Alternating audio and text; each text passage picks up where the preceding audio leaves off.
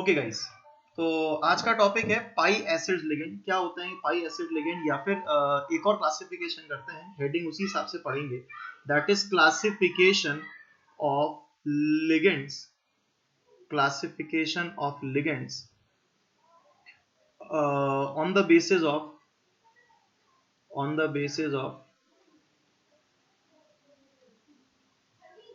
Bonding, on the basis of bonding. दो तरह के होते हैं, ध्यान से सुनना। आज एक नई चीज पढ़ने जा रहे हैं, समझ में आनी चाहिए सभी बच्चों को। On the basis of bonding दो तरह के होते हैं। एक जिनको हम कहते हैं क्लासिकल लिगेंड, क्लासिकल लिगेंड्स। दूसरा जिनको हम कहते हैं नॉन क्लासिकल लिगेंड्स। जैसे अपन लिगेंड्स की बात करते हैं तो आपके दिमाग में क्या आता है कि लिगेंड्स क्या है? बताइए जरा। अगर जब भी अपन लिगेंड्स की बात करते हैं तो आप लोगों के दिमाग में लिगेंड्स को लेकर क्या थॉट आता है? लिगेंड्स क्या है? बताइए। आपके दिमाग में अगर लिगेंड्स को लेकर कोई थॉट आ रहा है तो लिगेंड्स को लेकर क्या थॉट आता है? बोला सर लिगेंड्स तो वो होते हैं जो कि मेटल को अपना लोन पेयर दे रहे होते हैं और सिग्मा बॉन्ड बना रहे होते हैं। क्या यही थॉट आता है? इसीलिए इसको कहते हैं क्लासिकल। लेकिन कुछ नया बताता हूं।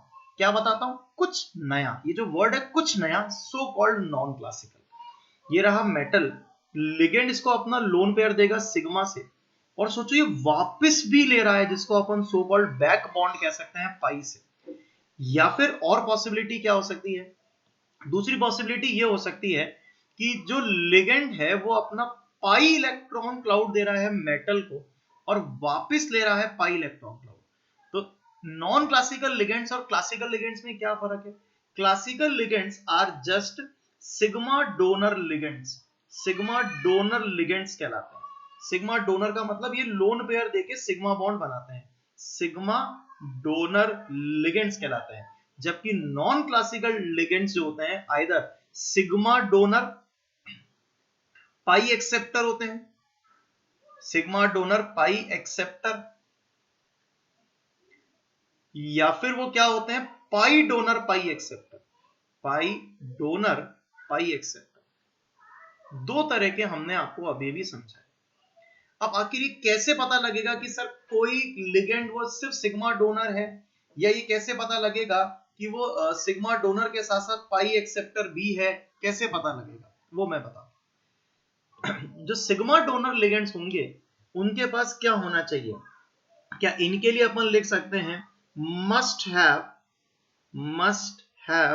Lone pair for donation.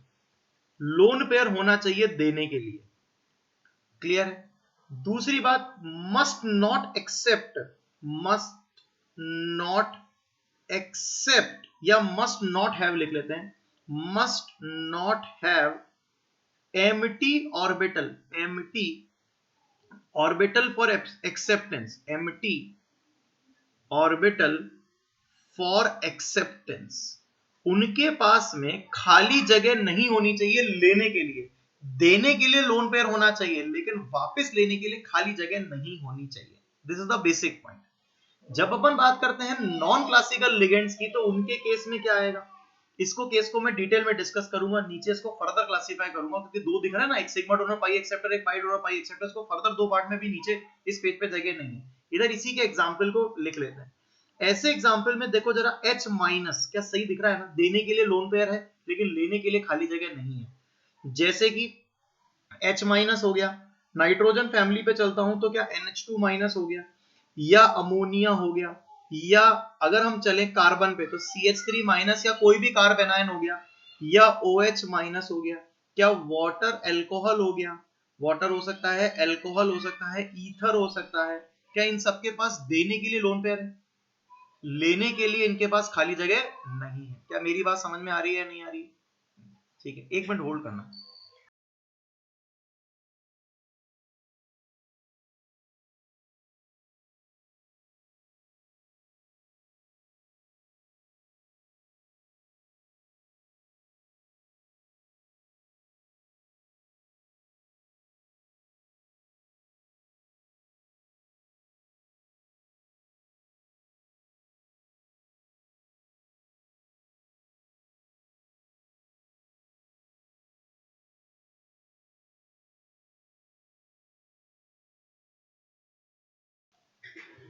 हाँ जी बेटू।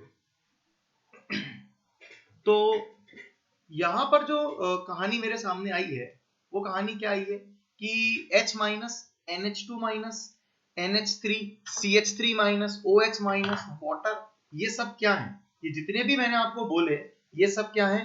दैट इज डोनर्स तो हैं, लेकिन इनके पास वापस लेने के लिए खाली जगह नहीं है। क्या बताओ, ये बात सभी बच्चों को समझ में आ रही है या नहीं आ रही है? ये बात सभी बच्चों को समझ में आ रही है या नहीं आ रही है? आ रही है। क्या आप में से कोई बच्चा मुझे इसका कोई और एग्जाम्पल बता सकता है? कोई भी एग्जाम्पल बताए इसी का, जिसके पास देने के लिए लोन पेयर हो लेकिन वापस लेने के लिए खाली जगह नहीं होनी चाहिए। कोई ऐसा एग्जाम्पल किसी के दिमाग में आ गया हो?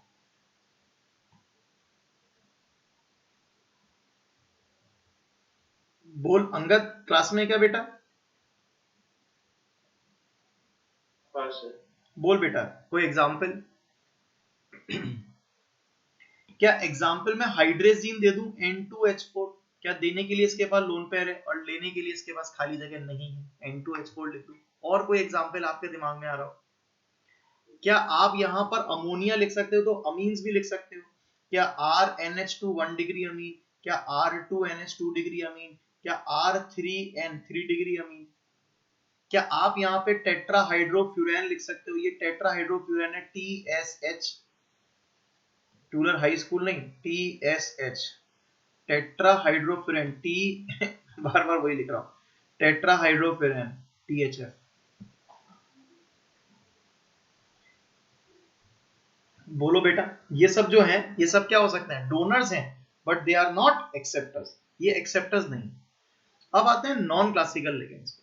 नॉन क्लासिकल लिगेंड्स के बारे में स्टेटमेंट तो हम यहां लिख सकते हैं क्या?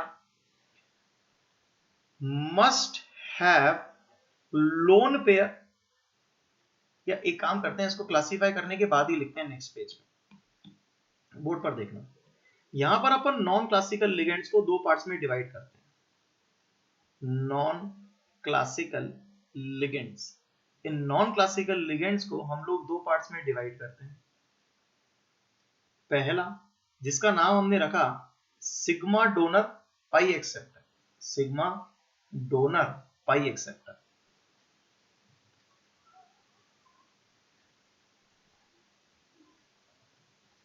दूसरा हमने रखा that is pi donor pi acceptor. ठीक है, सीखते हैं।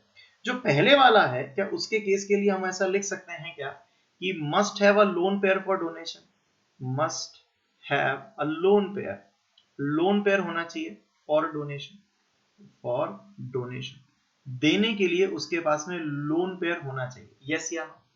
जो भी बच्चा है बताइए, कोई डाउट किसी बच्चे को? लोन पेयर होना चाहिए देने के लिए। दूसरी चीज, क्या हम ऐसा कह सकते हैं मस्ट हैव एम्प्टी p और d ऑर्बिटल, एम्प्टी p और d ऑर्बिटल, और empty pi star molecular orbital for acceptance. Accept करने के लिए उनके पास क्या होना चाहिए? या तो एम्प्टी p और d ऑर्बिटल होनी चाहिए या empty pi star molecular orbital होनी चाहिए। ये क्या चीज है मैं अभी सिखाऊंगा। ठीक है, इसके एग्जाम्पल्स लिखता हूं। एग्जाम्पल्स को दो कैटेगरी में लिखूंगा। एग्जाम्पल्स देखिएगा मेरा बेटू। पहला एग्जाम्पल लिख रहा हूं, जैसे मैं मान लो PH3, या मैं लिख रहा हूं PF3, या मैं लिख रहा हूं PPH3, या अपन ने लिखा H2S, या अपन ने लिखा RSH, या अपन ने लिखा जैसे कि R2S, थायोईथर, सल्फर है। जैसे कि मैंने लिखा Cl माइनस, जैसे कि मैंने लिखा Br माइनस, I माइनस। क्या पीछे वाले एग्जाम्पल के अंदर यहाँ F माइनस लिख सकता हूँ क्या मैं? क्या यहाँ पर एग्जाम्पल में F माइनस लिख सकता हूँ? देने के लिए लोन पेयर है लेकिन खाली जगह नहीं है लेने के लिए। यहाँ पर मैंने Cl minus, Br minus, I minus तीनों लिख लिए। एक कैटेगरी के एग्जाम्पल तो मैंने यहाँ लिखे। दूसरी कैटेगरी के एग्जाम्पल में फिर से यहाँ लिखता हूँ, वो है जैसे कि N2, जैसे कि O2, जैसे कि कार्बन मोनोऑक्साइड, जैसे कि साइनाइड, जैसे कि NO। ये सभी जो एग्जांपल मैं बोर्ड पे लिख रहा हूं, इन सभी के पास में देने के लिए लोन पेयर्स हैं। ओके, ये देंगे अपने लोन पेयर्स, ठीक है, ये अपने लोन पेयर दे देंगे, लेकिन इनके पास में खाली जगह है एम्प्टी पाई स्टार। ये जो ऊपर वाले हैं इनके पास में एम्प्टी पी और डी ऑर्बिटल है, एम्प्टी पी और डी ऑर्बिटल, जबकि नीचे वाले जो हैं उनके पास में क्या है, that is empty pi star M, empty pi star molecular orbital. तो हमें इन दोनों कैटेगरी को, ऊपर वाली कैटेगरी तो समझ में आ गई होगी, क्या बताओ आप सभी बच्चों को, क्या ऊपर वाली कैटेगरी तो समझ में आ गई, ये वाली है, ये मुझे समझानी है। यशस्वी बता बेटा, भव, श्रेया समझ में आ गई?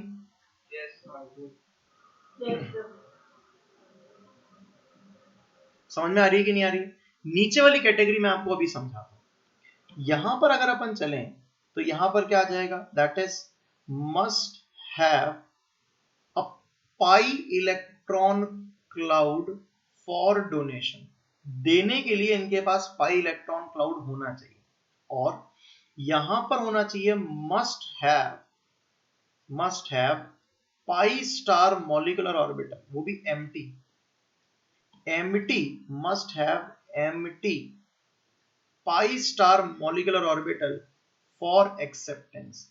लेने के लिए इनके पास में क्या होना चाहिए, that is pi star molecular orbital खाली। इसके एग्जाम्पल अगर मैं लिखूं तो बड़े इजी हैं, जैसे कि इथीन के पास देने के लिए पाई बॉन्ड है, लेने के लिए पाई स्टार ऑर्बिटल खाली, बताऊंगा कैसे। जैसे कि मेरे पास आ गया बेंजीन के पास देने के लिए क्या है, पाई इलेक्ट्रॉन क्लाउड, और लेने के लिए पाई स्टार ऑर्बिटल खाली है।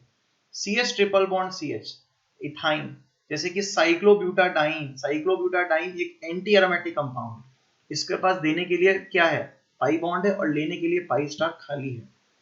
जैसे कि मेरे पास इसके अंदर एग्जाम्पल और आ गए, और वो आ गए CH2 double bond CH single bond CH2 negative, इसको अलाइल ग्रुप कहते हैं, ये हो सकता है। साइक्लोपेंटाडाइइनाइल, साइक्लोपेंटाडाइइनाइल का मतलब double bond lone pair negative charge, cyclopentadienyl, इसके पास देने के लिए अब सर ये लोन पेयर है, नहीं रेजोनेंस कर रहा हुआ लोन पेयर है, तो ऐसी कंडीशन में पाई इलेक्ट्रॉन क्लाउड है देने के लिए, और लेने के लिए इसके पास में एम्प्टी पाई स्टार है। तो अब ये बार बार ये चीज आ रही है, सर अब समझा भी दो, ये empty pi star molecular orbital का एक्चुअल मीनिंग क्या है। तो आइए हम उस empty pi star molecular orbital का रियल मीनिंग पर चलते हैं। क्या तैयार हैं सभी बच्चे? ठीक है, जरा बोर्ड पर ध्यान से सीखना, मैं क्या समझाना चाह रहा हूँ। एग्जाम्पल मैं समझाने के लिए एक एग्जाम्पल लेता हूँ N2 का। क्या N2 में एटॉमिक नंबर 14 माने सॉरी मॉलिक्यूलर नंबर 14 होता है, कॉन्फ़िगरेशन इसका क्या लिखेंगे, sigma 1s2, sigma star 1s2, sigma 2s2, sigma star 2s2, उसके बाद यहां पर आ जाएगा that is pi 2px2, pi 2py2, sigma 2pz2। क्या ये 14 हो गए? इसके बाद में हमारे पास क्या आता है, that is pi star 2px comma pi star 2py, फिर क्या आता है सिग्मा स्टार 2pz। ये एम्प्टी है सारी। अब देखना जरा बोर्ड पर मैं क्या सिखाने जा रहा हूँ, सभी बच्चे मेरा बच्चा ध्यान से देखना। इसमें एक एक करके सारे एट्रीब्यूट्स देखते हैं। बॉन्ड ऑर्डर होता है BMO minus ABMO divided by 2, इसका बॉन्ड ऑर्डर होता है। अगर ये कंडीशन है तो मैंने यहाँ पर क्या करा, BMO गिनते हैं जरा, 2 2 4 2 6 2 8 2 10, 2 2 4 2 6 2 8 2 10, 10 तो हो गए BMO। ABMO गिनता हूँ, ABMO गिनो जरा, 2 और 2 4, तो 4 ABMO में इलेक्ट्रॉन हो गए। तो मैंने यहाँ पर डायरेक्टली लिख लिया 10 minus 4 divide by 2 that is 3, तो बॉन्ड और 3 आ गया। दूसरी चीज की मुझे बोला जाए इसका स्ट्रक्चर बनाओ, तो मैंने इसका स्ट्रक्चर बनाया। कैसे बनाया, N और N लिख दिया। अब यहाँ पर ये इनर शेल और आउटर शेल का लफड़ा है। इनर शेल और आउटर शेल जरा ध्यान से देखना, ये इनर शेल है, इसके आगे की आउटर शेल है। ये BMO और ये ABMO है। क्या BMO में 2 इलेक्ट्रॉन और ABMO में एक में भी 2 इलेक्ट्रॉन? BMO क्या कहेगा, बॉन्ड बनाओ। ABMO क्या कहेगा, बॉन्ड तोड़ो। BMO में कितने इलेक्ट्रॉन, 2, और 2 ही इलेक्ट्रॉन ABMO में। नहीं बॉन्ड टूटेगा, नहीं बॉन्ड जुड़ेगा, क्योंकि ये तो एक दूसरे को कैंसिल कर देंगे। तो that is known as non bonding, treated as lone pair. इनको हम लोन पेयर बना देते हैं। उसके बाद आगे चलते हैं। क्या इस जगह अगर अपन ने देखा तो ये BMO और ये इसका जोड़ीदार ABMO, पाई BMO में इलेक्ट्रॉन है और पाई स्टार खाली है, इसका मतलब बॉन्डिंग में ज्यादा है, तो हम यहाँ पर बॉन्ड बनाएंगे जिसको हम नाम देंगे पाई बॉन्ड। उसी तरह से पाई BMO में इलेक्ट्रॉन है और पाई स्टार खाली है, तो हम अगेन पाई बॉन्ड बना देंगे जिसको अपन नाम देंगे दैट इज पाई बॉन्ड। हमने यहाँ पर एक और पाई बॉन्ड बना दिया। फिर तीसरा नंबर अगर अपन देखेंगे तो पाई BMO में इलेक्ट्रॉन है और पाई स्टार ये सॉरी सिग्मा BMO में इलेक्ट्रॉन है, सिग्मा स्टार खाली है, तो तीसरा बॉन्ड जो हम बना देंगे दैट इज सिग्मा बॉन्ड। तो हमने इस स्ट्रक्चर को बनाने से क्या सीखा कि यहाँ पर एक सिग्मा है और दो पाई है और सभी का नेचर 2C2E टाइप है, यानी कि दो इलेक्ट्रॉन दो सेंटर्स के बीच में शेयर्ड। क्या ये बात समझ में आ गई क्या? अब हम यहाँ देख रहे हैं कि क्या इनकी ये जो ऑर्बिटल्स हैं क्या ये एम्प्टी ऑर्बिटल्स हैं। क्या देखा मैंने कि अगर पाई BMO में इलेक्ट्रॉन है और पाई स्टार खाली है तो क्या हम पाई बॉन्ड बना देंगे, यस या नो? सिग्मा BMO में इलेक्ट्रॉन है और सिग्मा स्टार खाली है तो हम सिग्मा बॉन्ड बना देंगे। इसी को उल्टे अंदाज में कहते हैं कि अगर आप कभी भी ए डबल बॉन्ड ए देखो तो आपके मन में क्या आना चाहिए, अच्छा सिग्मा और पाई बॉन्ड है, तो पाई बॉन्ड तो तभी बना होगा जब पाई BMO में इलेक्ट्रॉन होगा और पाई स्टार खाली होगा। पाई बॉन्ड वर्ड बोलते ही आपके दिमाग में क्या आना चाहिए कि pi bond is possible only when there is a electron in pi BMO and pi star is empty, तभी हम कहीं पर भी क्या बना सकते हैं, पाई बॉन्ड बना सकते हैं। अरे यस या नो जल्दी बताओ मेरा बेटा। Yes sir. कोई कंफ्यूजन किसी बच्चे को? No sir. No sir.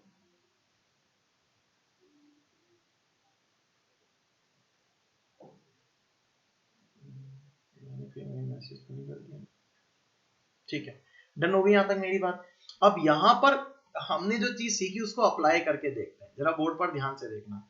बताओ N2O2 CO CN NO, क्या इन सभी में पाई बॉन्ड है?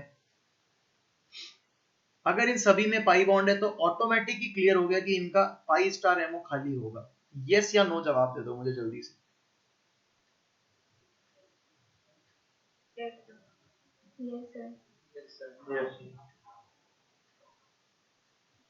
बोलो मेरा बेटू, सभी बच्चों को क्लियर हो गया कि नहीं हो गया? ऑन द अदर हैंड ये जितने भी एग्जाम्पल मैंने यहां लिखे हैं, ये बेंजीन बनाया या ये सब बनाया, क्या इन सभी में पाई इलेक्ट्रॉन का क्लाउड है? अगर पाई इलेक्ट्रॉन का क्लाउड है तो ये ऑटोमेटिक क्लियर हो गया कि इनका पाई स्टार खाली है। तो अगर कभी भी आपसे कोई बोले कि पाई स्टार खाली है तो पाई स्टार खाली आप देखते ही बता सकते हो। बताओ आप कैसे बताओगे पाई स्टार किसी का खाली है?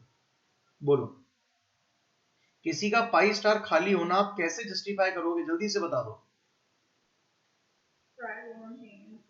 अगर कहीं पर भी पाई बॉन्ड होगा तो पाई स्टार क्या होगा, खाली। क्या यहां तक मेरी बात सभी बच्चों को क्लियर हो गई या नहीं हो गई? क्या नॉन क्लासिकल लिगेंड और क्लासिकल लिगेंड्स दोनों क्लियर हो गए या नहीं? जहां पर ये नॉन क्लासिकल लिगेंड्स बनते हैं इसके अंदर ये जो बैक बॉन्डिंग बनती है इसको कहते हैं सिनर्जिक बॉन्डिंग। ये देना और फिर लेना, ये देना और फिर लेना is known as synergic bonding. तो ये सिनर्जिक बॉन्डिंग हमारा अपने आप में एक बॉन्डिंग का टॉपिक है जो सिनर्जिक बॉन्डिंग कहलाती है। तो अभी हमारे पास फिलहाल जो कंसेप्ट है वो ये है कि आपको ये लिगेंड्स के बारे में पता होना चाहिए। आपको ये पता होना चाहिए कि कौन सा लिगेंड्स कहलाएगा बॉन्डिंग, कौन सा कहलाएगा एंटी बॉन्डिंग, सॉरी मतलब कौन सा कहलाएगा क्लासिकल, कौन सा कहलाएगा नॉन क्लासिकल। क्या बताइए यहां तक सभी बच्चों को मेरी बात समझ में आ गई या नहीं आ गई, या कोई डाउट है?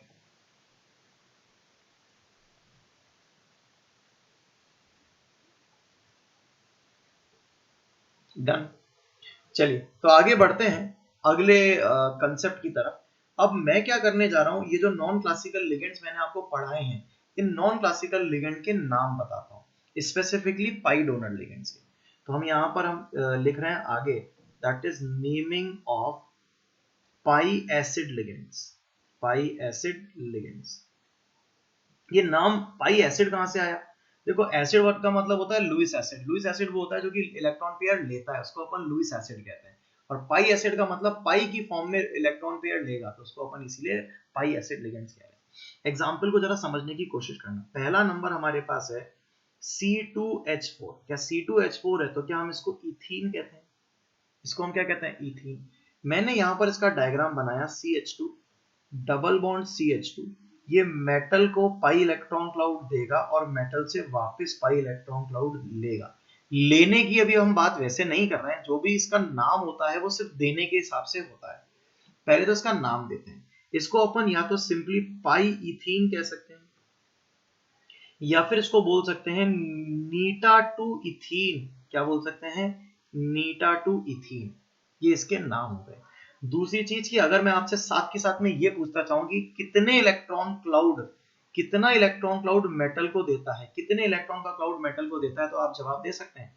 क्या मैं इसको 2 इलेक्ट्रॉन डोनर बोल सकता हूँ? क्या ये 2 इलेक्ट्रॉन डोनर है? ये मेटल को कितने इलेक्ट्रॉन दे रहा है? 2 इलेक्ट्रॉन दे रहा है, सो कॉल्ड 2 इलेक्ट्रॉन डोनर। क्या सभी बच्चों को मेरी बात समझ में आ रही है नहीं आ रही? सेकेंड नंबर मेरे पास आता है कुछ इस तरह का, दैट इज बेंजीन C6H6। इसको अपन क्या नाम से जानते हैं? बेंजीन के नाम से जानते हैं। अब अगर अपन इसके बारे में बात करेंगे तो ये मैंने बनाया बेंजीन एज अ होल, ये मेटल को पाई इलेक्ट्रॉन क्लाउड दे देगा। अब इसका नाम मुझे देना है तो मैं इसका नाम क्या दूंगा? बताइए, इसका नाम क्या दूंगा? क्या इसका नाम या तो मैं दे दूंगा पाई बेंजीन, या फिर मैं इसका नाम दे दूंगा नीटा 6 बेंजीन। नीटा 6 बेंजीन। ये कितना इलेक्ट्रॉन डोनर है? ये है एक तरह का 6 इलेक्ट्रॉन डोनर है। ये एक तरह का 6 इलेक्ट्रॉन डोनर है। क्या बताइए, यहां तक मेरी बात सभी बच्चों को क्लियर हो गई? और आगे चलता हूं थर्ड एग्जांपल मेरे पास आता है C4H4, जिसको अपन साइक्लोब्यूटाडाइन के नाम से जानते हैं। साइक्लोब्यूटाडाइन के नाम से जानते हैं। ये जो साइक्लोब्यूटाडाइन है, अगर मुझे कोई इसका डायग्राम पूछे तो मैं तो बड़ा आसानी से इसका डायग्राम बना दूंगा। कुछ इस तरह से इसका डायग्राम बना दिया। क्लियर है? ये मेटल को इलेक्ट्रॉन क्लाउड देगा पाई। ठीक है, इसका नाम क्या हो जाएगा? या तो पाई साइक्लोब्यूटाडाइन, साइक्लोब्यूटाडाइन, या फिर नीटा 4 साइक्लोब्यूटाडाइन। ये कितने इलेक्ट्रॉन डोनर है? This is 4 electron donor. 1 2 3 4, ये हो गया 4 इलेक्ट्रॉन डोनर। ये 4 इलेक्ट्रॉन डोनर है। ये अपना 4 इलेक्ट्रॉन का क्लाउड मेटल को देता है। This is 4 electron donor. क्या मेरी बात सभी बच्चों को क्लियर है या नहीं? चलिए फोर्थ एग्जांपल पे और चलते हैं। ये है CH2 double bond CH single bond CH double bond CH2। क्या इसको सिंपली ब्यूटाडाइन कह सकते हैं? ब्यूटा 1,3 डाइन बोलते हैं अपन, ऑर्गेनिक में इसका नाम होता है। ये मेटल को अपना पाई इलेक्ट्रॉन क्लाउड देता है। इसका नाम हो गया simply buta 1,3 diene. Buta 1,3 diene इस लिगेंड का नाम हो गया पूरा, ब्यूटा 1,3 डाइन। ठीक है, अगर कोई हमसे बोले तो ये कितना इलेक्ट्रॉन डोनर हो गया? क्या ये भी 4 इलेक्ट्रॉन डोनर हो गया? ठीक है, क्या इसका जो नाम होगा वो नाम क्या हो सकता है? इसका नाम या तो पाई ब्यूटाडाइन हो सकता है, ब्यूटाडाइन हो सकता है, पूरा नाम भी लिख सकते हैं, या फिर इसका नाम नीटा 4 ब्यूटाडाइन हो सकता है। नीटा 4 ब्यूटाडाइन हो सकता है। क्या बोलो, ये अभी 4 एग्जाम्पल बताए, क्या चारों के चारों आप सभी बच्चों को क्लियर है या नहीं है? पांचवें एग्जाम्पल पे चलता हूं। पांचवा एग्जाम्पल आता है दैट इज C3H5 नेगेटिव। अब ये C3H5 नेगेटिव जो है, आखिर इसकी क्या पहचान है? C3H5 नेगेटिव की 3 पहचान है। 3 पहचान कैसी है? आइए इन तीनों को ध्यान से देखते हैं। पहला, मैंने इसको बनाया कुछ इस तरह से लोन पेयर, और ये दे दिया मेटल को, ये दे दिया मैंने सिग्मा। ये तो लोन पेयर डोनर हो गया ना, ये तो सिग्मा डोनर हो गया। और बताइए क्या ये पाई एक्सेप्टर है या नहीं है? सोच समझ के बताइए, क्या ये पाई एक्सेप्टर है या नहीं? सभी बच्चे जो भी क्लास अटेंड कर रहे हैं, सभी सोच समझ के बताइए कि क्या ये पाई एक्सेप्टर है या नहीं? क्या सिग्मा डोनर तो दिख रहा है, क्या ये पाई एक्सेप्टर है या नहीं है? ये नेगेटिव चार्ज आ गया यहाँ पे। बोलो, क्या पाई एक्सेप्टर है या नहीं है? पाई एक्सेप्टर कौन होगा? जिसके पास एम्प्टी ऑर्बिटल होगा। एम्प्टी ऑर्बिटल का मतलब क्या हो गया? बोलो, एम्प्टी पी या डी ऑर्बिटल होगा, या फिर पाई स्टार खाली होगा। क्या बताओ, इसके पास एम्प्टी पी डी ऑर्बिटल है या नहीं? पहले सोच समझ के बताना। इसके पास एम्प्टी पी डी ऑर्बिटल है या नहीं है? अरे बोलो भाई, जवाब ही नहीं आ रहा है। एम्प्टी पी डी ऑर्बिटल किसके पास मिलेगा? जो थर्ड पीरियड या उसके बाद वाले होंगे उसके पास मिलेगा ना, इसके पास कैसे मिल जाएगा? कार्बन नहीं, कार्बन के पास एंटी-पीडी ऑर्बिटल होगा क्या? हेलो हेलो, मेरी आवाज आना बंद हो गई क्या? आ रही है?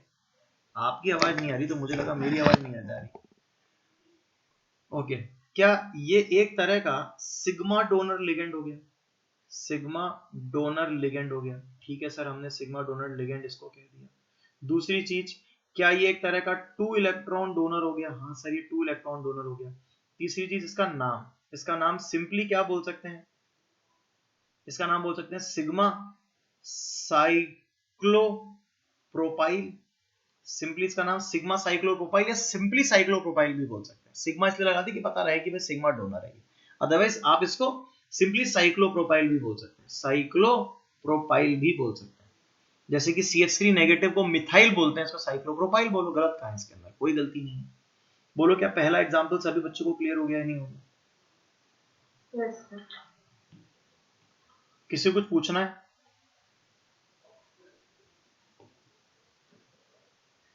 बोलो बोलो, शर्माओ मत।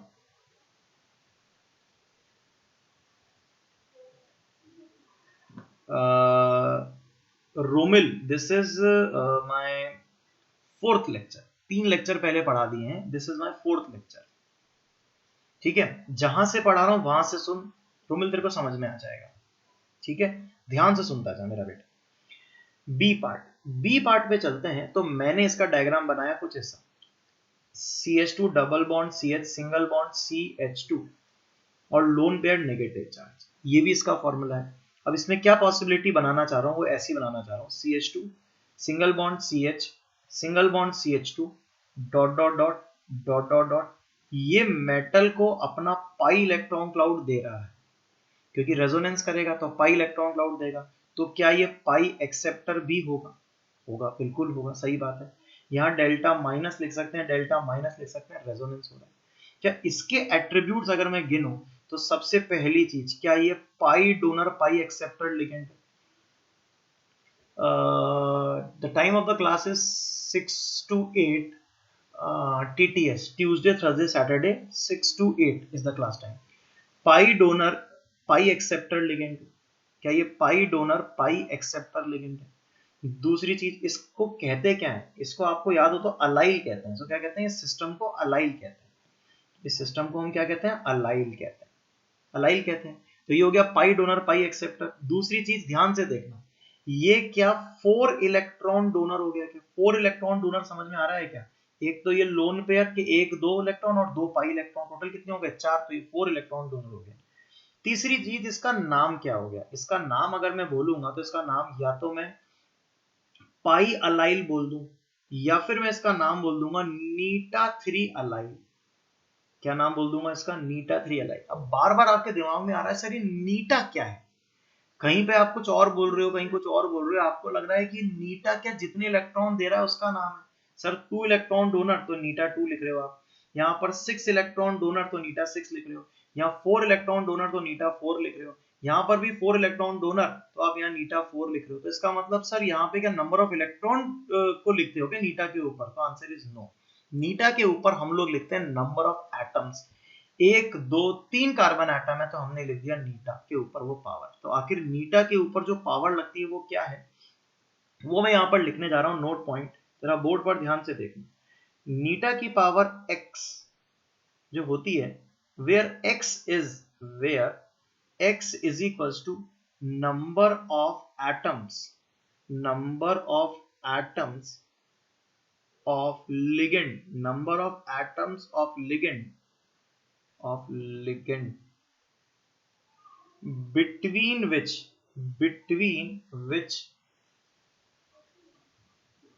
डोनेशन या डोनर, या आप कह सकते हैं donated electron cloud is distributed. जो डोनेटेड इलेक्ट्रॉन क्लाउड है, वो डोनेटेड इलेक्ट्रॉन क्लाउड जितने एटम से बीच में डिस्ट्रीब्यूट होगा, जरा देखो सबसे पहले से, क्या यहाँ 2 एटम के बीच में डिस्ट्रीब्यूट है? यहाँ 6 एटम्स के बीच में डिस्ट्रीब्यूट है? यहाँ 4 एटम के बीच में डिस्ट्रीब्यूट है? यहाँ 4 एटम के बीच में डिस्ट्रीब्यूट है। तो नीटा के ऊपर देखो वही पावर आ रही है।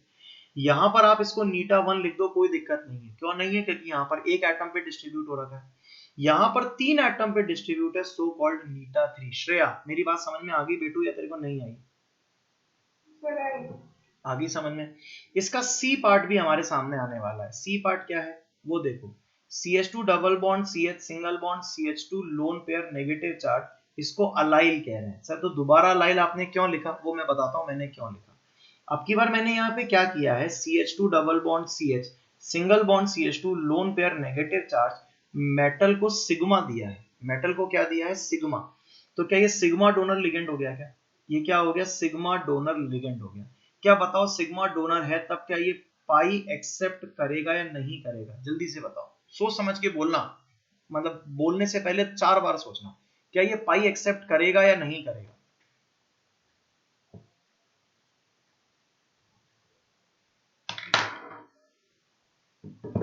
पाई एक्सेप्ट करने की क्या क्या कंडीशन बताई थी? या तो एमटीपीडी ऑर्बिटल हो और या फिर इसके पास पाई स्टार खाली हो।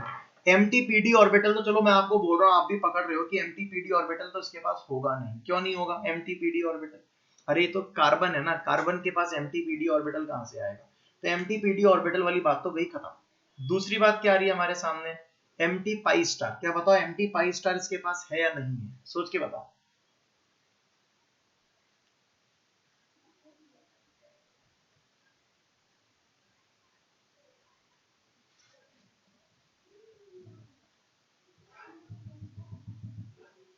बोलिए बेटा क्या हो रहा है? मैंने आपको पाई स्टार बताया ना, पाई स्टार क्या होता है जरा बताना वापस से आप मुझे। पाई स्टार क्या होता है? पाई स्टार उसके पास खाली होता है जिसके पास पाई बॉन्ड होता है। जरा मुझे बताना इस कार्बन के पास पाई बॉन्ड है क्या? ये जो कार्बन हमने यहाँ बनाया इसके पास पाई बॉन्ड दिख रहा है क्या आपको? तो अगर इस कार्बन के पास पाई बॉन्ड नहीं है तो क्या ये पाई स्टार एक्सेप्ट कर सकता है या नहीं कर सकता? मतलब पाई स्टार इसके पास नहीं है तो क्या ये पाई बॉन्ड एक्सेप्ट कर सकता है कि नहीं कर सकता?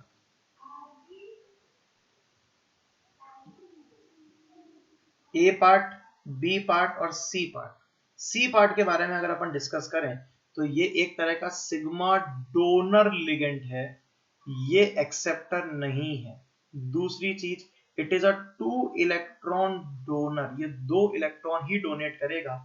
तीसरी चीज, तीसरी चीज क्या कि क्या इसका नाम अगर हमें देना है तो क्या इसका नाम सिग्मा अलाइल दे दें? सिग्मा अलाइल, या आपकी मर्जी पड़े तो हम क्या इसको नीटा 1 अलाइल भी कह सकते हैं। मेरे पीछे छुप गया है पर लिख तो मैं वही रहा हूं नीटा 1 अलाइल। ये देखो मैं लिख रहा हूं नीटा 1 अलाइल, यहाँ पे जगह दिख रही है नीटा 1 अलाइल। क्या बोलो मेरी बात सभी बच्चों को समझ में आ गई क्या? क्या ये C3H5 नेगेटिव के 3 तरह के लिगेंड हो सकते हैं? अगर कहीं पर भी C3H5 नेगेटिव लिखा हो, can you imagine without having information कि इन तीनों में से कौन सा है? अगर आपके पास इंफॉर्मेशन नहीं है तो आप इस बात का जवाब नहीं दे सकते। क्या नोट पॉइंट भी क्लियर है और तीनों लिगेंड्स भी क्लियर है? तीनों का फॉर्मूला C3H5 नेगेटिव है। इसका एक और जोड़ीदार है इसके जैसा सा, आइए उस चीज को सीखते हैं। That is example number 6। Example number 6 is C5H5 C5H5 minus C5H5 minus. इस C5H5 माइनस को हम कहते हैं साइक्लोपेंटाडाइइनाइल। साइक्लोपेंटाडाइइनाइल, ये साइक्लोपेंटाडाइनाइल। इस साइक्लोपेंटाडाइनाइल के अंदर दो केसेस आते हैं, मेनली दो केसेस आते हैं। एक, ये साइक्लोपेंटाडाइनाइल का डायग्राम मैंने बनाया, ये रहा loan pair negative charge double bond, और ये मेटल को अपना सिग्मा दे रहा है विदाउट रेजोनेंस। ये मेटल को क्या दे रहा है? सिग्मा दे रहा है विदाउट रेजोनेंस। रेजोनेंस नहीं करते हुए हमने डायरेक्ट सिग्मा डोनर कर दिया। तो इसके एट्रीब्यूट्स लिखते हैं। पहली चीज, क्या ये सिग्मा डोनर लिगेंड हो गया? ठीक है। क्या बताओ ये सिग्मा डोनर लिगेंड है तो क्या ये पाई एक्सेप्टर है या नहीं? आप गलती मत करना बेटा, सभी अंगद बता क्या ये पाई एक्सेप्टर लिगेंड है या नहीं? नहीं है। ये पाई एक्सेप्टर लिगेंड नहीं है, बिल्कुल वैसा पहले हमने कहा, ये सिग्मा डोनर ही है। दूसरी चीज, क्या ये एक 2 इलेक्ट्रॉन डोनर है? हाँ ये 2 इलेक्ट्रॉन डोनर है। तीसरी चीज, क्या इसका नाम हम या तो पाई सीपी रख सकते हैं या नहीं? नहीं नहीं, इसका नाम सिग्मा सीपी रखना पड़ेगा। Sigma CP, CP is the short form और द सिंबल फॉर साइक्लोपेंटाडाइनाइल। और या फिर इसका नाम हम नीटा सीपी रख सकते हैं, नीटा CP. On the other hand we have B part. B part क्या है? बी पार्ट के अंदर अब as a whole pi electron cloud जो है वो डोनेट करना है, as a whole pi electron cloud donate करना है, पाई इलेक्ट्रॉन क्लाउड। इस समय क्या ये पाई एक्सेप्टर भी है क्या? हाँ ये पाई एक्सेप्टर भी है। तो इसके एट्रीब्यूट्स लिखता हूं। सबसे पहला, क्या ये पाई डोनर पाई एक्सेप्टर हो गया? क्या ये pi donor pi acceptor ligand है? जल्दी से मुझे बता मेरा बेटू, समझ में आया या नहीं आया? ये pi donor pi acceptor ligand है। दूसरी बात, ये कितने इलेक्ट्रॉन डोनर है? सोच समझ के बताना जल्दी से, ये कितना इलेक्ट्रॉन डोनर हो गया?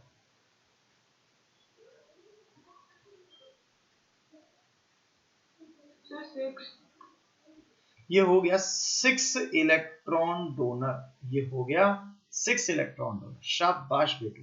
तीसरी चीज, किसका नाम क्या होगा? इसका नाम होगा या तो पाई सीपी या फिर नाम होगा इसका नीटा 5 सीपी। क्या ये नीटा 5 सीपी समझ में आ गया क्या? इलेक्ट्रॉन डोनर तो ये 6 इलेक्ट्रॉन डोनर है, लेकिन इसका नाम में नीटा 5 क्यों आ रहा है?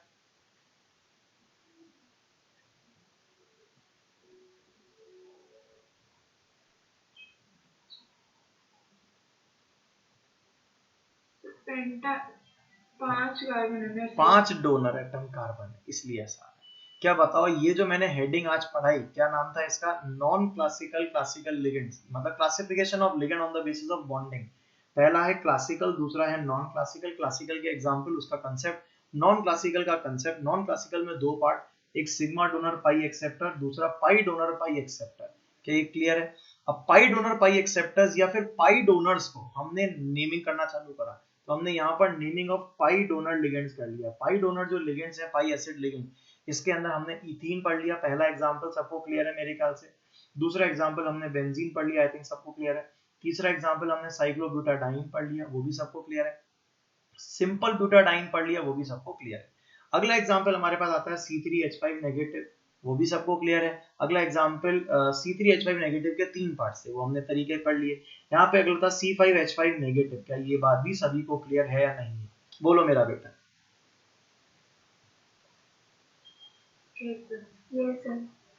अब जैसे इनऑर्गेनिक बेंजीन, वो भी इसका एग्जांपल हो सकता है, कोई दिक्कत नहीं। Inorganic benzene H3B3N6 sorry H6B3N3 B3N3H6 ऐसे बोलते हैं उसको, क्या वो भी इसका एग्जांपल हो सकता है? तो there are several like examples जो कि आप लोग डिस्कस कर सकते हैं। बोलो यहाँ तक सभी बच्चों को क्लियर है या नहीं?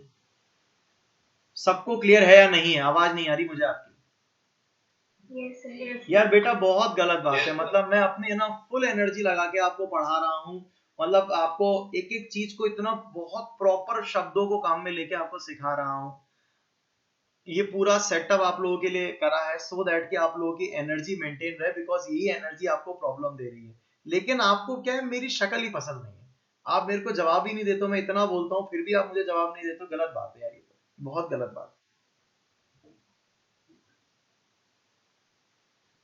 पूछता जाता हूँ, जवाब ही नहीं देते।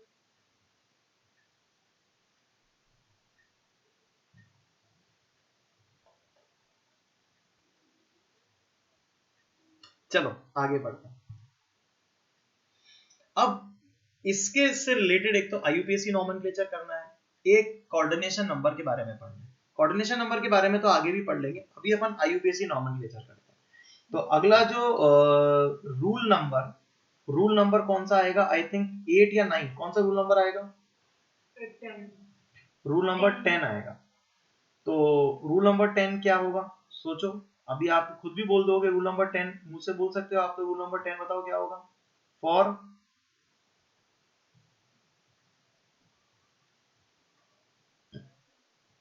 For pi donor ligands, for pi donor ligands we use neta x as a prefix. We use neta x as a prefix where x is equals to number of atoms between which donated electron cloud is distributed.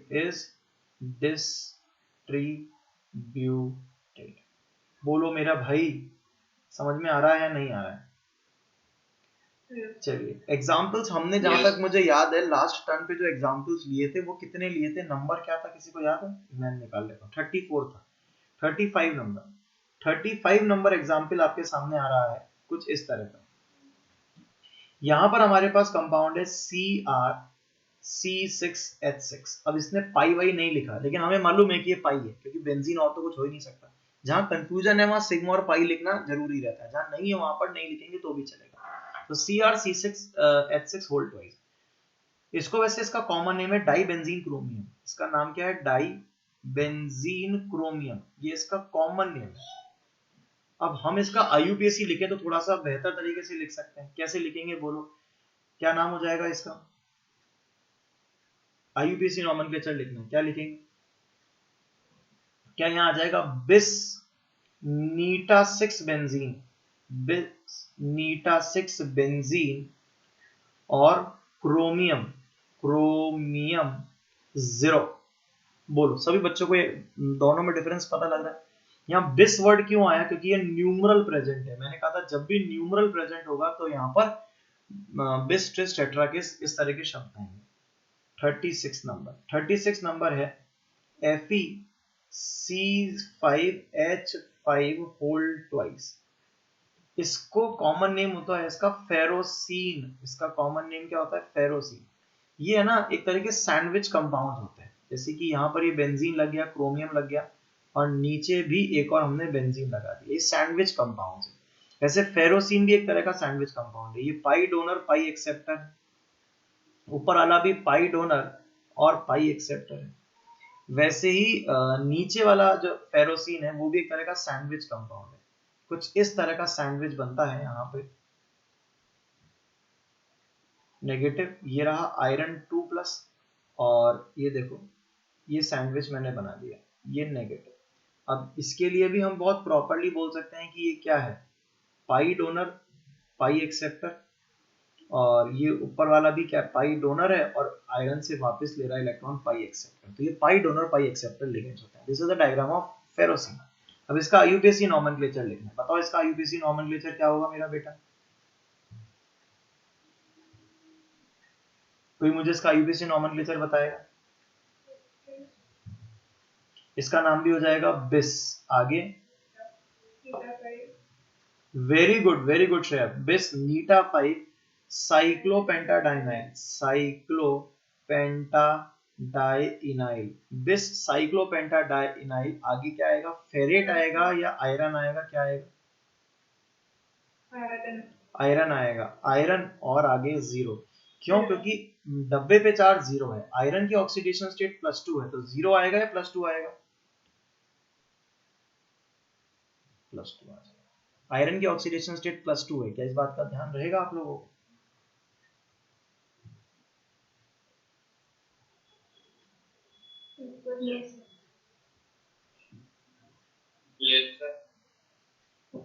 बहुत ही बढ़िया। अगला IUPAC। हाँ बेटा बोल। Sir ये नीटा 5 कैसा है? ये नीटा 5 एक्सरसाइज का है। हाँ और क्या, यही तो सिखाया था मैंने अभी। देख इसका नाम नीटा 5 बताया ना। ये 5 एटम का क्लाउड है ना, 5 एटम पर डिस्ट्रीब्यूटेड है, तो इसलिए इसको क्या बोलेंगे? नीटा 5।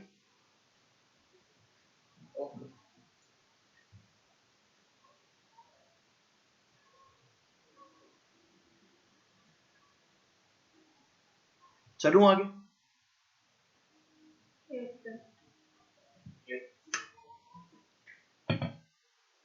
जहां डाउट हो ना वहां पक्का पूछ लेना भाई, कोई शर्माने की जरूरत नहीं है। और वो सब छोड़ो, लेकिन पक्का डाउट जो है वो होना ही नहीं चाहिए। मतलब आपकी ये प्रवृत्ति होनी चाहिए कि सर हमारे डाउट तो क्लियर करना ही पड़ेंगे सर।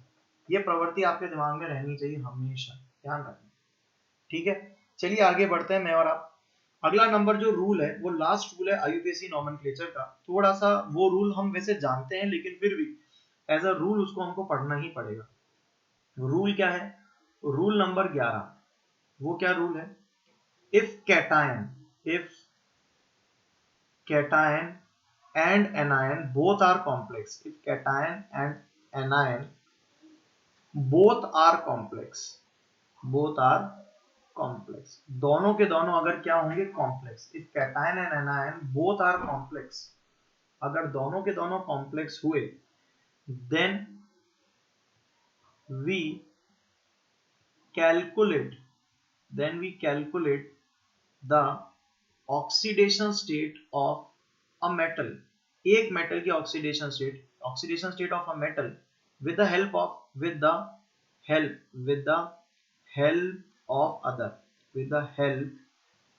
other metal। अगर कैटायन और एनायन दोनों ही कॉम्प्लेक्स हुए यानी कि दोनों में मेटल हो गया, और अगर दोनों में ही मेटल हो गया तब आप उसकी क्या कहते हैं निकालोगे ऑक्सीडेशन स्टेट, तो वो लफड़ा पड़ेगा। अगर ऑक्सीडेशन स्टेट अगर आपको निकालनी है तो बताओ वो ऑक्सीडेशन स्टेट कैसे निकलेगी? क्या उस ऑक्सीडेशन स्टेट को निकालने के लिए आपके पास एक तरीका है क्या? एक की पता है तो उसकी हेल्प से दूसरे की निकाल लो, this is the best method, ये बेस्ट तरीका है ऑक्सीडेशन स्टेट निकालने का। अदर, और अदर कौन होगा? अदर मेटल, और उसकी क्या होगी? नोन होगी, उसकी हमें पता होगी। और क्या आ सकता है? दूसरा हो सकता है if both the metals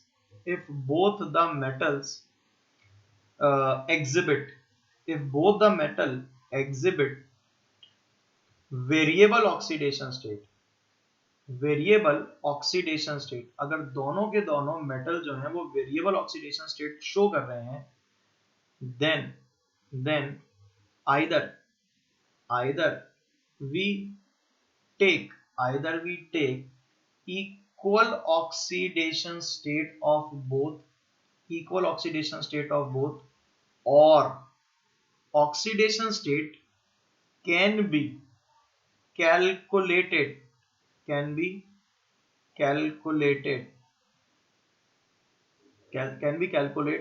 using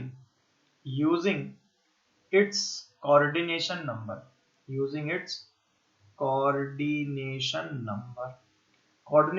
को भी यूज करते करते हम वो शो कर सकते हैं। क्या मेरी बात सभी को क्लियर हो गई या नहीं होगी? Coordination number. आइए इसके एग्जाम्पल से ज्यादा अच्छा सीख पाएंगे, एग्जाम्पल से डील करते हैं। एग्जाम्पल आई थिंक जो मैंने पढ़ाया 36 था, 37 नंबर एग्जाम्पल, 37 एग्जाम्पल को फील करना बेटा। CrNH3 whole 5Cl BeOH whole 4। अब बताओ क्रोमियम की तो वेरिएबल ऑक्सीडेशन स्टेट होती है, हाँ या ना? क्या क्रोमियम की वेरिएबल ऑक्सीडेशन स्टेट होती है? वो आप सभी को क्लियर है। लेकिन जो ऑक्सीडेशन स्टेट किसकी? बेरिलियम की है, Be की। क्या वो फिक्स है, सर्टेन है, या उसमें भी कोई आपको ऐसा लगता है कि वेरिएबल है? या बेरिलियम की ऑक्सीडेशन स्टेट फिक्स है? क्या बोलते हो?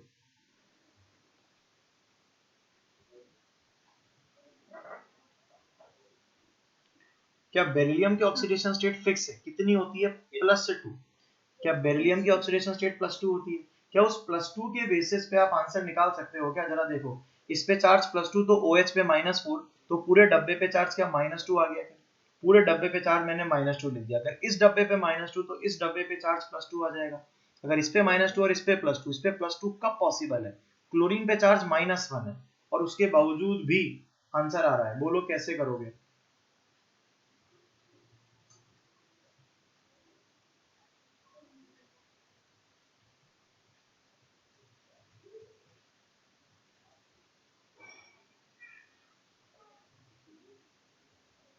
जल्दी बताओ।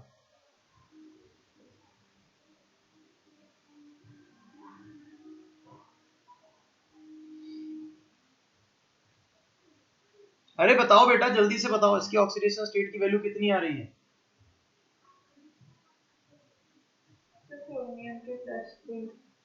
क्रोमियम की +3 आ रही है। ये बात सभी को समझ में आ गई है, सिर्फ श्रेया को समझ में आई है? या सभी बच्चे समझ रहे हैं इस बात को? क्रोमियम की +3 आ रही है, क्या ये बात सभी को समझ में आ रही है? पेंसिल स्लिप होती है, पसीने आते हैं। हाँ बोलो।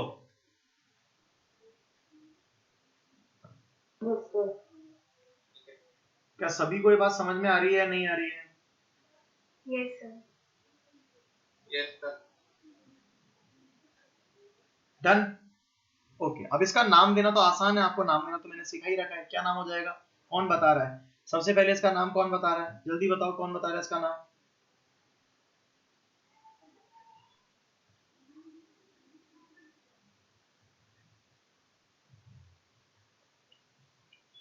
कौन बताएगा? वंशिका बताएगी। वंशिका है ना, क्या नाम है?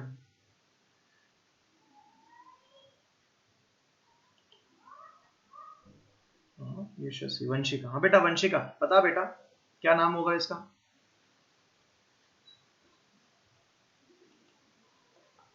पेंटा ammine chlorido. Very good very good. Penta ammine, penta ammine, फिर क्लोराइडो, शाबाश, फिर टेट्राहाइड्रोक्सी। नहीं नहीं नहीं बेटा, पहले इस वाले इसको निपटा तो सही, इसको पूरा को खत्म कर, फिर इस पे आएंगे। क्या क्रोमियम लिखूंगा? हाँ क्रोमियम लिखेंगे। Chromium, oxidation state third in bracket. ये तो हो गया कैटायन वाले पार्ट का नाम। अब एनायन वाले पार्ट के नाम पर चलो, बोलो एनायन का नाम कैसे लिखूं? आगे बोलो, कंटिन्यू करते जाओ। Tetrahydroxy. Tetra hydroxy, tetra hydroxy. आगे या टेट्रा हाइड्रोक्सी आएगा या हाइड्रोक्साइडो आएगा? क्या आएगा इसका नाम? क्या हाइड्रोक्साइड बोलते हैं और आईयूपीएसी में ऑक्साइडो बना देते हैं, तो टेट्रा हाइड्रोक्साइडो आएगा ना। तो टेट्रा हाइड्रोक्साइडो, फिर बेरिलियम आएगा, बेरिलेट आएगा? बेरिलेट, और ऑक्सीडेशन स्टेट सेकंड। वो मेरे पीछे छुप गया है पर मैं लिख रहा हूं जो आपको समझ में आना चाहिए। बेरिलेट +2। क्या बोलो, सभी बच्चों को क्लियर है या नहीं? बहुत ही शानदार, बहुत ही शानदार। चलिए अब तो मैं कुछ एग्जाम्पल लिख के दे रहा हूं, आप लोग फटाफट अपनी कॉपी में नोट करेंगे और आंसर बताते जाएंगे। 38, कोशिश तो कर ही सकते हैं ना, एक बार कोशिश तो करेंगे, नहीं आएगा तो मैं सिखा ही रहा हूँ। जल्दी जल्दी कॉपी निकालें और इसमें लिखना चालू करें। CrNH3 whole 6। अंगद क्लास में है या नहीं है, या क्लास में होते हुए वर्चुअली कुछ और कर रहा है? सर तबीयत खराब है सर आज बहुत। क्या हो गया बेटू? सर थ्रोट इन्फेक्शन हो गया। ओहो, इसलिए बोल नहीं पा रहा है। कोई बात नहीं, गर्म पानी पी, ज्यादा गर्म मत पीना, नॉर्मल वाटर पीना, ठंडा मत पीना, मत इसको ऐसे लिया जाता है।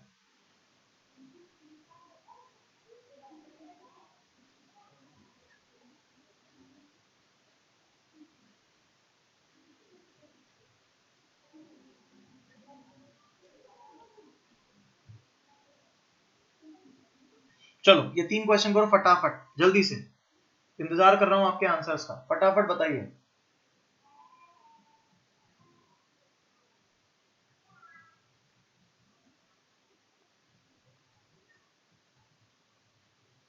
जल्दी बताइए।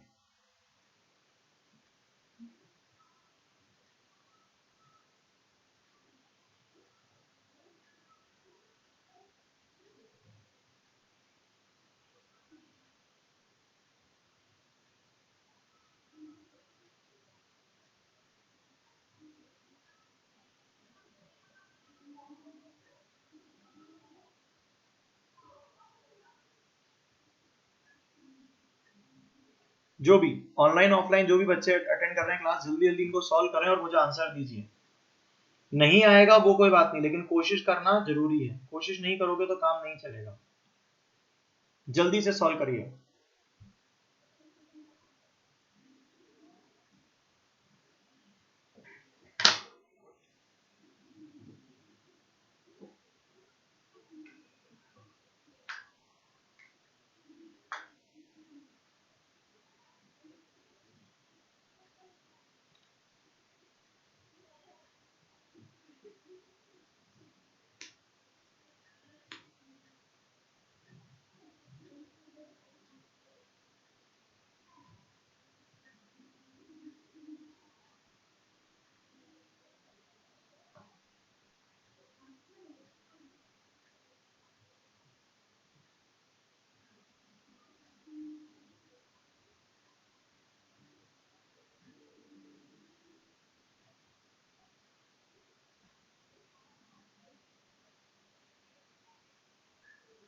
Hexamine chromium third, hexa क्लोराइडो cobaltate third. तो इसमें ऑक्सीडेशन स्टेट जो देखी -6 टोटल नेगेटिव चार्ज के लिगेंड्स हैं। तो पॉजिटिव चार्ज के लिगेंड भी कितने होने चाहिए? 3 ही होने चाहिए। तो +3 और +3 दोनों की ऑक्सीडेशन स्टेट है। एक बार वेरीफाई भी कर लो।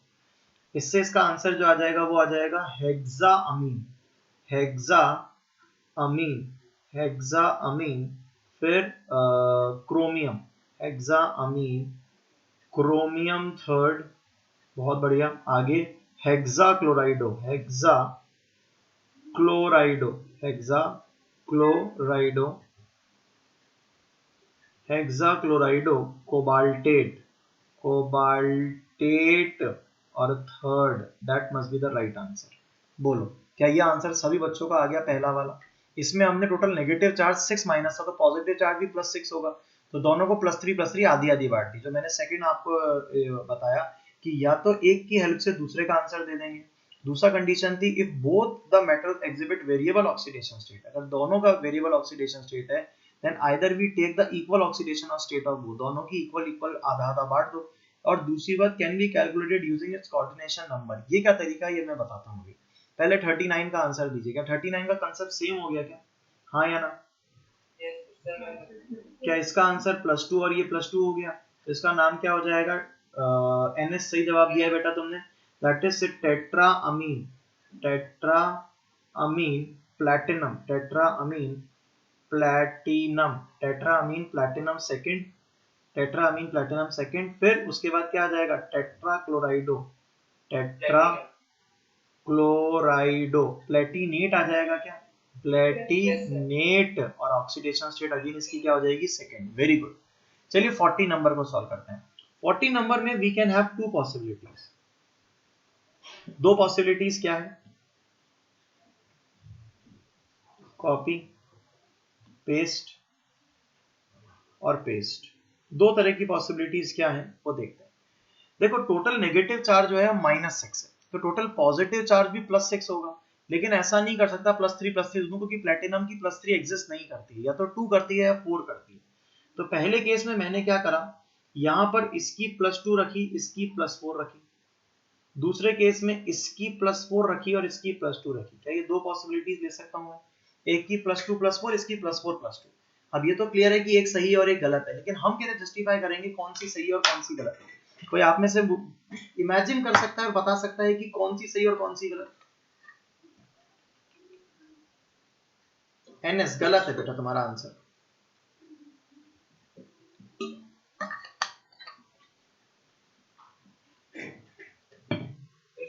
फर्स्ट वाली क्या सही या गलत, क्या बोलना चाहते हैं?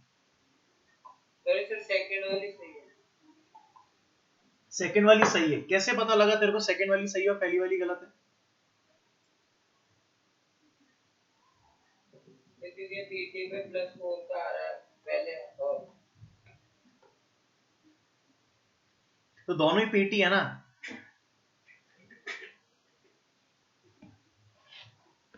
देखो ध्यान से, ये पहले वाला सही है, सेकंड वाला गलत है। कैसे पता लगेगा? अगर आपको थोड़ा सा कंसेप्ट अगर यहाँ पे पकड़ में आ रहा हो, तो यहाँ पे आप कोऑर्डिनेशन नंबर निकाल के दिखा सकते हो। इसका कोऑर्डिनेशन नंबर क्या 4 दिख रहा है आपको, और इसका कोऑर्डिनेशन नंबर 6 दिख रहा है। कोऑर्डिनेशन नंबर का मतलब होता है इलेक्ट्रॉन पेयर्स कितने लिए, उसको कोऑर्डिनेशन नंबर कहते हैं। मतलब अगर हमारे पास जब दो चॉइसेस हैं, तो ऐसी कंडीशन के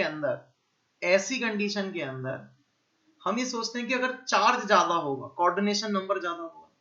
तो इसीलिए पहले वाले का अगर कोऑर्डिनेशन नंबर अगर छोटा है, पहले वाले का अगर कोऑर्डिनेशन नंबर कम है, तो ऑक्सीडेशन स्टेट भी कम वाली होगी। दूसरे वाले का अगर मैं देख रहा हूं कि कोऑर्डिनेशन नंबर ज्यादा है, तो ऑक्सीडेशन स्टेट भी ज्यादा वाली होगी। This is the only way of unknown answers. यही एक अननोन आंसर करने का तरीका होता है। मैं ये नहीं कह रहा कि सेकंड वाला एग्जिस्ट नहीं करेगा, वो भी नेचर में एग्जिस्ट कर सकता है। बट अगर सिंगल ऑप्शन है या सिंगल क्वेश्चन आ रहा है, क्वेश्चन, तब ऐसा हमें करना है। साइंस कहती है दोनों सही है, लेकिन क्वेश्चन कहता है कि दोनों में से कोई एक को चुनना है, तो इसको चुनेंगे। ठीक है। वैसे साइंस के हिसाब से ही हमने लगाया कि अगर कोई नेचर में अगर प्लैटिनम इस तरह का कॉम्प्लेक्स बनाएगा तो उसकी ज्यादातर प्रोबेबिलिटी फर्स्ट वाले की बनाने की होगी, ना कि सेकंड वाले। तो इसका नाम इसके सेकंड वाले के नाम से आ जाएगा, मैं बताता हूं अभी NS एक बार वापस बताता हूं, that is tetra amine, tetra amine platinum, tetra amine platinum second, फिर hexa chlorido, hexa chlorido, hexa chlorido platinate, platinate, platinate fourth. अब आखिर ये हमें कैसे आया वो मैं आपको समझाने जा रहा हूं, जरा बोर्ड पर ध्यान से समझना कि एक और टॉपिक इसी से रिलेटेड पढ़ लेते हैं, वो है कोऑर्डिनेशन नंबर्स। कोऑर्डिनेशन नंबर्स कुछ हमारे सिलेबस में हमें याद भी होने चाहिए, लेकिन मैं अभी आपको वो चीज नहीं, कॉमन सेंस सिखा रहा हूं। क्या चीज है? सबसे पहली बात कि as oxidation state increases coordination number increases. जरूरी नहीं है, पर ऑक्सीडेशन स्टेट अगर ज्यादा है या फिर Z इफेक्टिव ज्यादा है तो भी कोऑर्डिनेशन नंबर ज्यादा होगा। ठीक है, अब मैंने जो हमारे सिलेबस के एग्जांपल्स हैं उनको भी देखा, स्कैंडियम, टाइटेनियम, वेनेडियम। मेरे पहला एग्जांपल आता है क्रोमियम +3 जो मेरे सिलेबस में है, उसके बाद अगला है Mn2+ जो मेरे सिलेबस में है, फिर उसके बाद Fe2+, Fe3+ मेरे सिलेबस में है, उसके बाद निकेल आता है 2+ मेरे सिलेबस में है, कॉपर +1, कॉपर +2 मेरे सिलेबस में है, उसके बाद जिंक 2+ मेरे सिलेबस में, scandium, titanium, vanadium, chromium, Mn, iron, nickel, cobalt रह गया बीच में।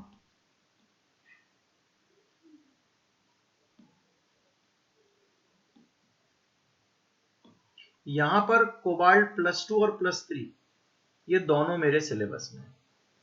ठीक है, इनमें से ये मेरे सिलेबस में नहीं है, मतलब अगर वैसे देखा जाए तो पढ़ने को तो ये भी पढ़ रहे हैं, अपन लिख तो इनके बारे में ही रहे हैं, लेकिन ये जो आयन से मेरे सिलेबस में डायरेक्टली नहीं है। The point is this. इसके बाद में नीचे अगर अपन चले तो मेरे पास कौन आता है, जिंक के नीचे कैडमियम 2+ मेरे सिलेबस में है, और कैडमियम के नीचे मरकरी +2 मेरे सिलेबस में। +1 का कॉम्प्लेक्स हम नहीं बनाते इसलिए उसकी जरूरत नहीं है। कॉपर के नीचे सिल्वर +1 मेरे सिलेबस में। These are the examples which are in syllabus. अब सर आपने प्लैटिनम तो लिखा नहीं, जबकि प्लैटिनम का तो आपने क्वेश्चन दिया है, लेकिन मैं आपको सिखा ही नहीं रहा हूँ, एक पर्टिकुलर एग्जांपल तो मैं सिखा ही नहीं रहा हूँ, मैं तो आपको एक कॉमन सेंस का मतलब बता रहा हूँ। अब जरा बोर्ड पर ध्यान से सभी बच्चे देखिएगा क्या चीज समझाने चाह रहा हूँ।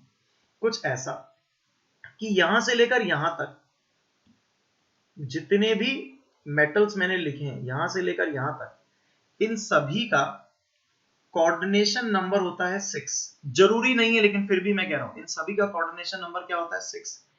इसमें से स्कैंडियम +3, टाइटेनियम +3 और वेनेडियम +3 के बेसिस पे मैं कह रहा हूं, जबकि उनकी जरूरत नहीं थी। एक्सेप्ट कुछ एग्जांपल आपको आने चाहिए, जैसे कि निकेल का साइनो कॉम्प्लेक्स CN4 2-, इसमें कोऑर्डिनेशन नंबर आप देख सकते हो 4 ही है। या फिर निकेल का क्लोरीन कॉम्प्लेक्स NiCl 4 2-, ये निकेल के कुछ कॉम्प्लेक्स हैं जो कि कोऑर्डिनेशन नंबर 4 पर वर्कआउट करते हैं। अदरवाइज निकेल के बाकी के जो भी कोऑर्डिनेशन नंबर्स होंगे वो 6 होंगे। फिर आगे दूसरी कैटेगरी को ले रहे हैं, ये जो लोग हैं यहां से लेकर यहां से लेकर यहां से लेकर यहां तक, ये जितने भी लोग हमने लिखे हैं इन सभी का कोऑर्डिनेशन नंबर 4 होता है। इन सभी का कोऑर्डिनेशन नंबर कितना होता है, 4। और ऐसा जिसके कोई एक्सेप्ट करके भी नहीं, जितने भी एग्जांपल्स हैं सब डील हो जाते हैं, कोऑर्डिनेशन नंबर 4 लेना है। और हमारे पास बचा दैट इज सिल्वर। सिल्वर एक ऐसा एग्जांपल है, सिल्वर +1 स्पेसिफिकली, जिसका कोऑर्डिनेशन नंबर कितना है, कोऑर्डिनेशन नंबर कितना है, 2। तो these are the common sense, या फिर अपन कह सकते हैं जो कि हमारे रिक्वायरमेंट के हिसाब से पूरी हो रही है। अब आप ये देखेंगे जैसे कि ये तो अपना नॉर्मल सिलेबस हो गया, लेकिन आप देखेंगे कि क्रोमियम +6 अगर कभी आ रहा है तो कोऑर्डिनेशन नंबर 6 हो सकता है, होगा ना। अगर +3 में 6 आ रहा है तो क्रोमियम +6 में तो होगा ही 6, ऐसा कह रहे हैं। ऑस्मियम +8 आ रहा है, ऑस्मियम +8 है, सोचो कितनी हायर ऑक्सीडेशन स्टेट्स है, तो हायर ऑक्सीडेशन स्टेट होंगी तो कोऑर्डिनेशन नंबर भी ज्यादा होगा। अब मैं इसी बेसिस पे आपसे कहता हूं कि मेरे पास एक प्लैटिनम +2 और प्लैटिनम +4, अगर मैं आपसे पूछूं कि एक का कोऑर्डिनेशन नंबर ज्यादा और एक का कम, तो सर्टेनली आप ये कहोगे कि सर इसका कोऑर्डिनेशन नंबर 4 ले लो और इसका कोऑर्डिनेशन नंबर 6 ले लो। वैसे ऐसे जनरल भी देखा जाता है कि अगर ऑक्सीडेशन स्टेट की value greater than equal to +3 होती है तो ऐसे केसेस में कोऑर्डिनेशन नंबर 6 होता है। कोऑर्डिनेशन नंबर कितना होता है? 6। अगर ऑक्सीडेशन स्टेट की वैल्यू +3 या उससे ज्यादा होती है तो कोऑर्डिनेशन नंबर +6 होता है। ये कोऑर्डिनेशन नंबर का एक कह सकते हैं जनरल परसेप्शन है। इसमें कोई भी चीज 100% जरूरी नहीं है, बिकॉज ये आप लोगों के हिसाब से बनाया गया परसेप्शन है। हमारे सिलेबस में जो कॉम्प्लेक्सेस हैं वो कौन कौन से कॉम्प्लेक्सेस हैं? हमारे सिलेबस में एक तो वाटर एज अ कॉम्प्लेक्स है, अमोनिया एज अ कॉम्प्लेक्स है, हाइड्रोक्साइड कॉम्प्लेक्सेस हमारे सिलेबस में है, साइनाइड कॉम्प्लेक्स हमारे सिलेबस में है, या फिर S2O32 नेगेटिव थायोसल्फेट कॉम्प्लेक्सेस हमारे सिलेबस में है। क्लोराइड कॉम्प्लेक्सेस के अंदर सिर्फ एक निकल का एग्जांपल मेनली आता है, वो कॉम्प्लेक्सेस हमारे सिलेबस में। तो सिलेबस में होने वाले वैसे सिर्फ ये 4 कॉम्प्लेक्सेस बेसिकली हमारे सिलेबस में है, water complex, ammonia complex, OH minus complex और साइनाइड कॉम्प्लेक्स। बेसिकली ये 4 कॉम्प्लेक्सेस हमारे सिलेबस में है। उनके लिए मैंने ये एग्जांपल आपको बता दिया। क्या ये बात क्लियर हो गई? तो इसीलिए मैंने यहाँ पर इस एग्जांपल को ट्रू माना और सेकंड एग्जांपल को फॉल्स माना। तो जो IUPAC नोमेनक्लेचर दिया वो फर्स्ट के बेसिस पे दिया, ना कि सेकंड के बेसिस पे। NS, क्या आपको मेरी बात समझ में अब आ गई या नहीं आ गई?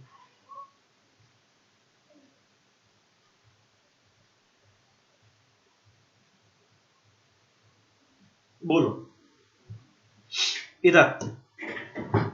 एग्जाम्पल नंबर 40 के बाद में आप लोग अब थोड़े से और तैयार हो गए हो एग्जाम्पल नंबर 41 के। अंगद क्या क्लियर हो गया? श्रेया क्लियर हो गया? यशस्वी क्लियर हो गया? विश्वास, भव, सभी बच्चे बताओ, मैंने सबका नाम लिया है, सब बच्चों को क्लियर हो गया कि नहीं हो गया? हो गया। तो आइए कुछ एक एग्जाम्पल और लेते हैं। एग्जाम्पल नंबर 41 देखना इस एग्जाम्पल को कैसे डील करते हैं।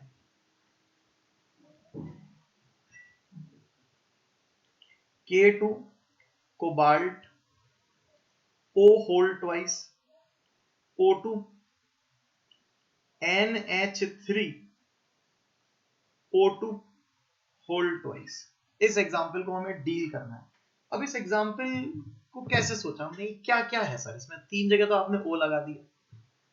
अमोनिया तो चलो समझ में आ रहा है, लेकिन वो चलो आपको सॉल्व हो भी जाएगा, बट आपको यहाँ जो मेजर गलती आएगी वो आएगी कोबाल्ट के ऑक्सीडेशन स्टेट। आपको वो जज करना बहुत जरूरी है कि कोबाल्ट के ऑक्सीडेशन स्टेट क्या होगी। यहाँ पर जो मेनली चीज जज करनी है वो है कोबाल्ट की ऑक्सीडेशन स्टेट। तो सबसे पहले तो आपके दिमाग में जो थॉट था वो मैं और क्लियर कर दूं। कहीं पर भी अगर O लिखा हो तो ये तो क्लियर है कि ये O पर 2 माइनस है, दैट इज ऑक्साइड। एक चीज। दूसरी चीज कि अगर कहीं पर O2 लिखा हो तो that can be simply O2, that can be O2 minus 1, that can be O2 2 minus. इसका नाम होता है डाई ऑक्सीजन। इसको अपन लिगेंड के नाम पे इसको डाई ऑक्सीजन ही कहते हैं, ध्यान रखना। इसको अपन सुपर ऑक्साइड कहते हैं, सुपर ऑक्साइड। और इसको अपन पर ऑक्साइड के नाम से जानते हैं। जब लिगेंड का नाम देंगे तो क्या नाम हो जाएगा? ऑक्साइडो बोल देंगे, ऑक्साइडो। ये भी ऑक्साइडो हो जाएगा और यहाँ पर ये भी ऑक्साइडो हो जाएगा। ये लिगेंड के नाम पे जब अपन ने नाम दिया। अब इस कंडीशन में जरा बोर्ड पर पकड़ते जाइए, चीजों को समझने की कोशिश करते जाइए।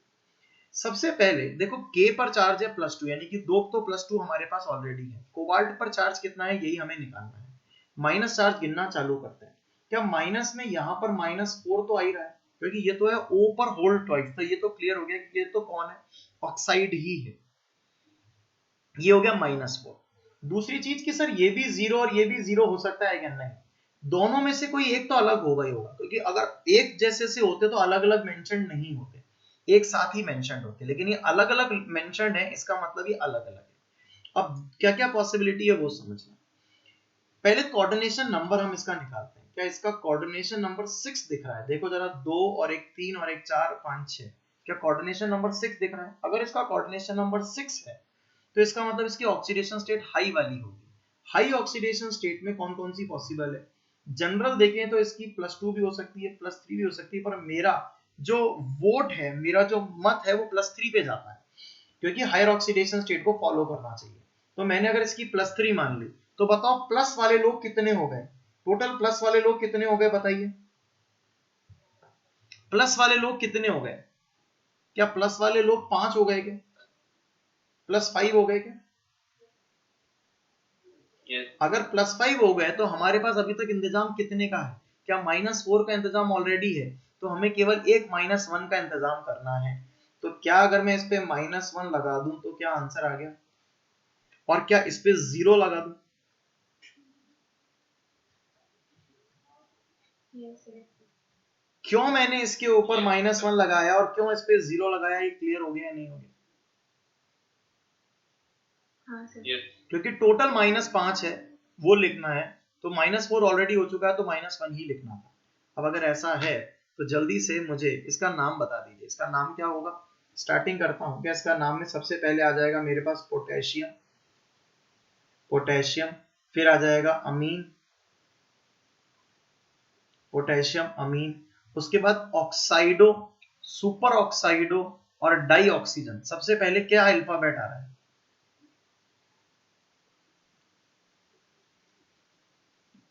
डाई ऑक्सीजन का डी कंसिडर होगा, ध्यान रखना। डाई ऑक्सीजन में जो di word, it is a name, it is a part of the name, तो उसमें डाई कंसिडर होगा, डी कंसिडर होगा। ये कितने हैं? 2 हैं, तो क्या इसके आगे बिस लिख दूं चलेगा? बिस डाई ऑक्सीजन, बिस डाई ऑक्सीजन। आगे कौन आएगा इसके बाद? क्या ऑक्साइडो आ जाएगा? तो क्या डाई ऑक्साइडो लिख दूं? Di oxido, di oxido. इसका मैंने ओ देखा, इसका डी देखा, इसका ए देखा। अब कौन आ जाएगा? क्या सुपर ऑक्साइडो आ जाएगा? सुपर ऑक्साइडो, सुपर ऑक्साइडो आ गया। आगे कौन आ जाएगा? कोबाल्ट या कोबाल्टेट? बोलो, कोबाल्ट या cobaltate? Cobaltate, oxidation state 3rd। क्या बोलो, ये क्वेश्चन समझ में आया या नहीं आया?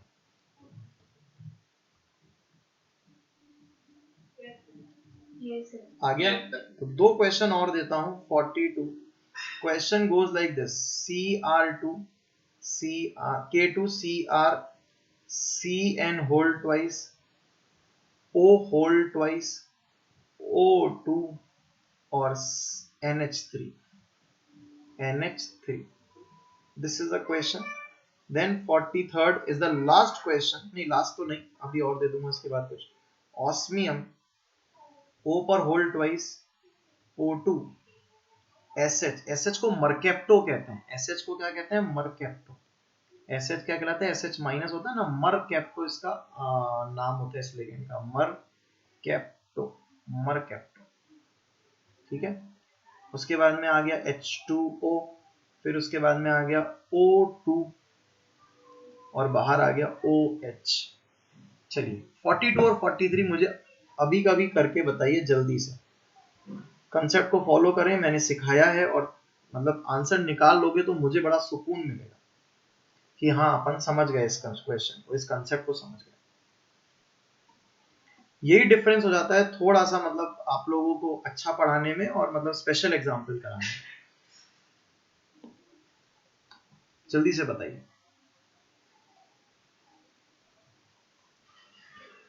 Sir, if oxidation state is negative of central metal atom, then what we will write in the bracket? देखो, तब ऐसी कंडीशन के अंदर मैंने जो क्वेश्चन देखे हैं उसके अंदर मैंने माइनस लगा के और ब्रैकेट में ऑक्सीडेशन स्टेट भी देखी है, और सिंपली ऑक्सीडेशन स्टेट भी लिखा हुआ देखा है। तो बोथ आर करेक्ट, बिकॉज दोनों क्वेश्चन के आंसर मैंने ऑलरेडी जो इसकी ब्लैक बुक आती है उसके अंदर देख रखे हैं।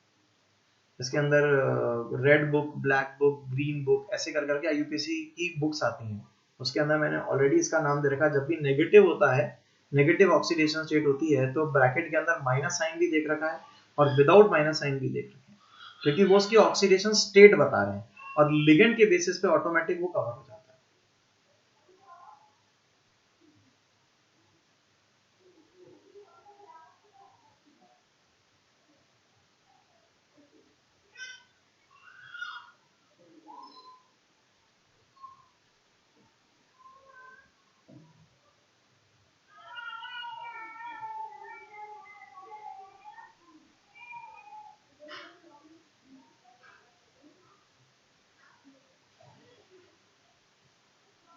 जल्दी बताओ, सॉल्व करो फटाफट।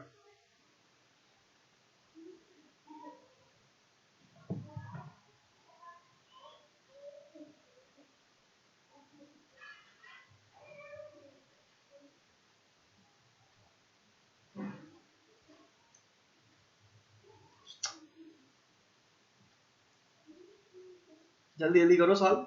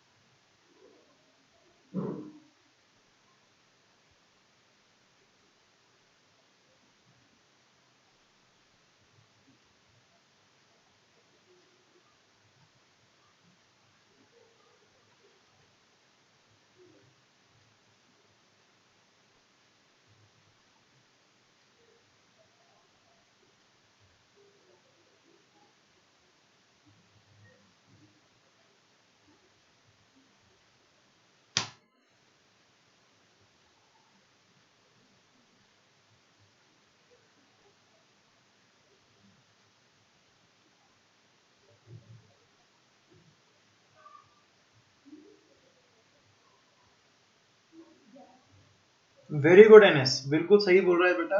आंसर तूने एकदम परफेक्ट दिया है कि अगर सर क्रोमियम की +3 तो आ नहीं रही है तो सर फिर तो +6 ही लेनी पड़ेगी। नेक्स्ट ऑप्शन +6 ही होता है। वेरी गुड बेटू, very very good.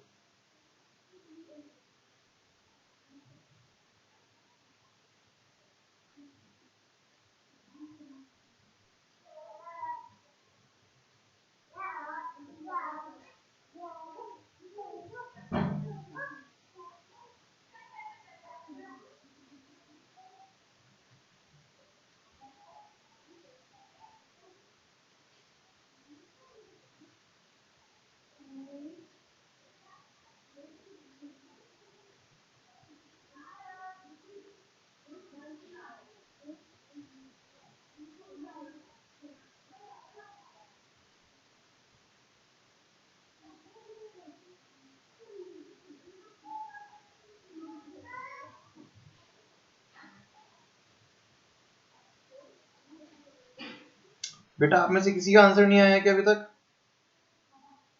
Oxidation state में प्रॉब्लम है। क्रोमियम की +3 क्यों नहीं होगी?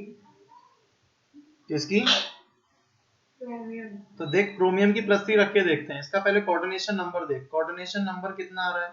क्या 6 आ रहा है? अब तू इसकी +3 रख। अगर इसकी +3 रखेगी तो टोटल वैल्यू क्या +5 हो गई। +5 में से क्या -2 तो यही खत्म हो गई और -4 यही आ चुकी है, -6 तो पहले हो गई है। तो यानी कि ऑक्सीडेशन स्टेट +3 से तो ऊपर ही होनी चाहिए। अब +3 से ऊपर क्या क्या लेगी? क्या क्रोमियम नॉर्मली +3 के बाद +6 में ही मिलता है, तो इसलिए मुझे +3 ना लेके +6 लूंगा। क्रोमियम जो है वो +3 होती है और +6 होती है, तो +3 नहीं ली मैंने ना, +6 ही ली ना।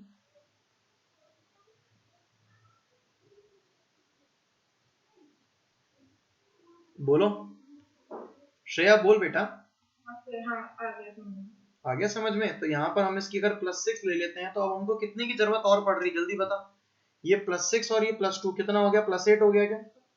हाँ और फिर -2 हो गया। तो इसके ऊपर चार्ज क्या आ जाएगा? -2।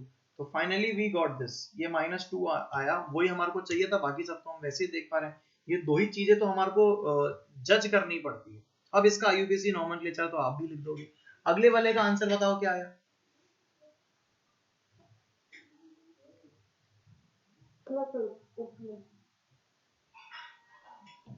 इसका आईयूपीएसी नोमेनक्लेचर का आंसर क्या आया बताओ?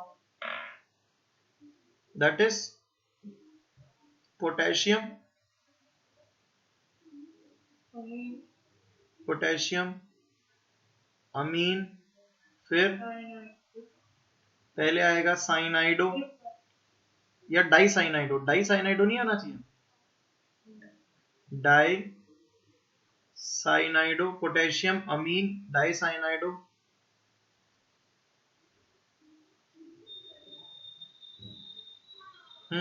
आगे डाइऑक्साइडो, डाई ऑक्साइडो,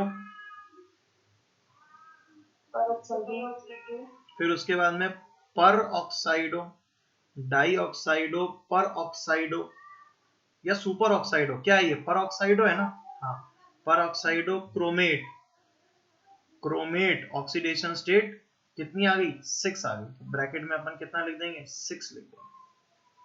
अगले वाले का आंसर क्या निकाला बोलो, एक्वा,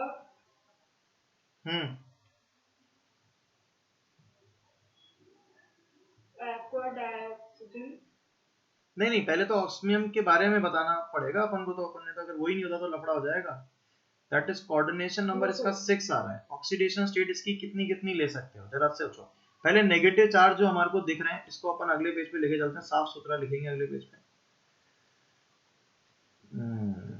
कॉपी, अगले पेज पे चलते हैं, आजा भाई अगला पेज, यहाँ पे हमने कर दिया इसको पेस्ट। हाँ बेटा, अभी अपन पहले माइनस चार्ज की वो कर लेते हैं। क्या यहाँ पे -4 हो चुका है, हो गया। क्या यहाँ -1 हो चुका है, हो गया। क्या यहाँ पे -1 बाहर हो चुका है, हो गया। तो माइनस चार्ज का इंतजाम कितना हो चुका है, क्या -4 -1 -1, क्या -6 तो हो ही चुका है। फिर अब अगर ऑक्सीडेशन स्टेट ऑस्मियम की निकालनी है तो क्या +8 रखनी पड़ेगी। और अगर अपन ने इसकी +8 रखी तो बताओ कौन कौन क्या क्या हो गया।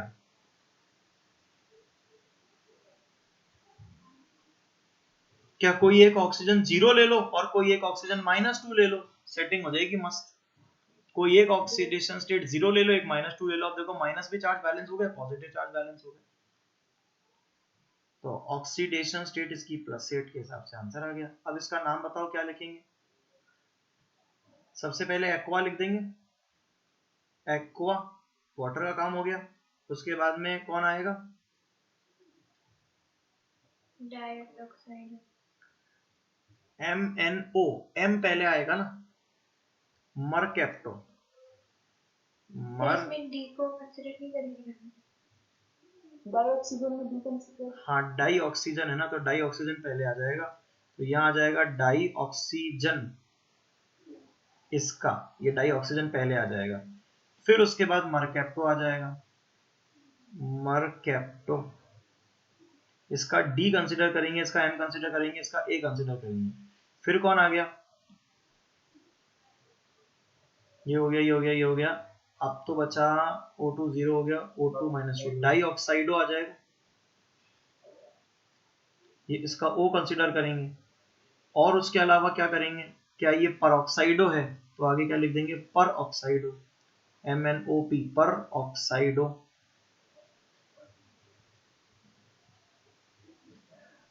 पर ऑक्साइडो, आगे बोलो अगला क्या आ जाएगा, osmium +8 hydroxide, osmium +8, osmium +8, V111 +8 hydroxide. Hydroxide आएगा या हाइड्रोक्साइडो आएगा,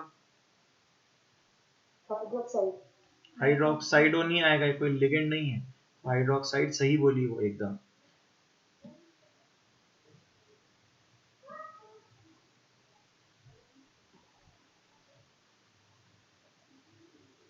क्या बोलो, सभी बच्चे का आंसर आ गया या नहीं आ गया,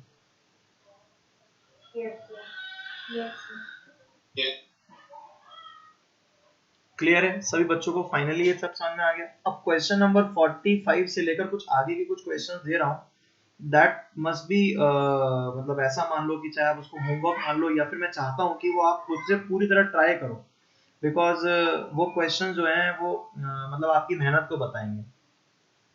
तो question goes like this, that is FeH2O whole 5NO SO4, then 46th number is Na2FeCN whole 5NO, 47 Na4FeCN5NOS 47 48 number question क्या है, जिसमें अपन ने ब्रिज लिगेंड के एग्जांपल्स ले लिए। ब्रिज लिगेंड वाले एग्जांपल देखो।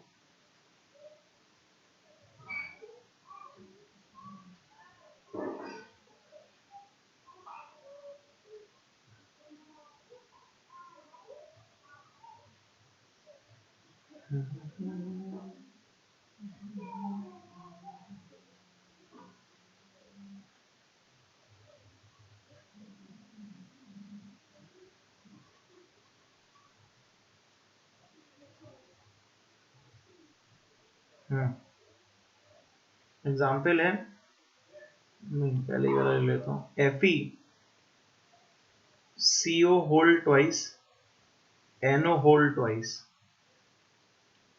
49 है, that is NH3 whole 4 COO2 NH2 CO और यहाँ आ गया NH3 होल 4, डब्बे के बाहर चार्ज है +4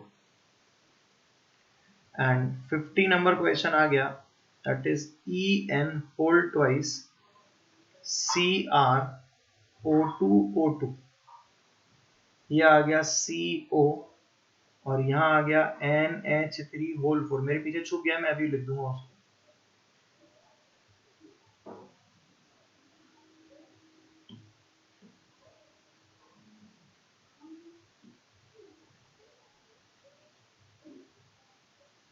ठीक है, उसके बाद आ गया 51 CrCl2 H2O होल 4 Cl.2H2O। ये कुछ और अलग हटके क्वेश्चंस हैं, ये क्वेश्चंस अलग से आपको करने हैं।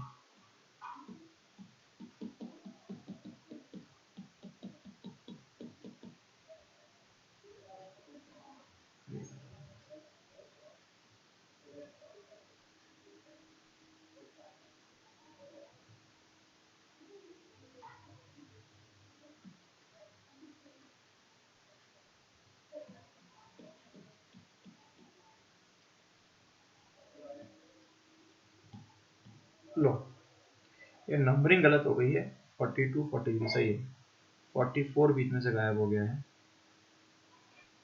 44 45 46 44 45 46 47 48 49 50 47 48 49 50। Good one. ये सारे क्वेश्चन आपको सॉल्व करने हैं। बोलो।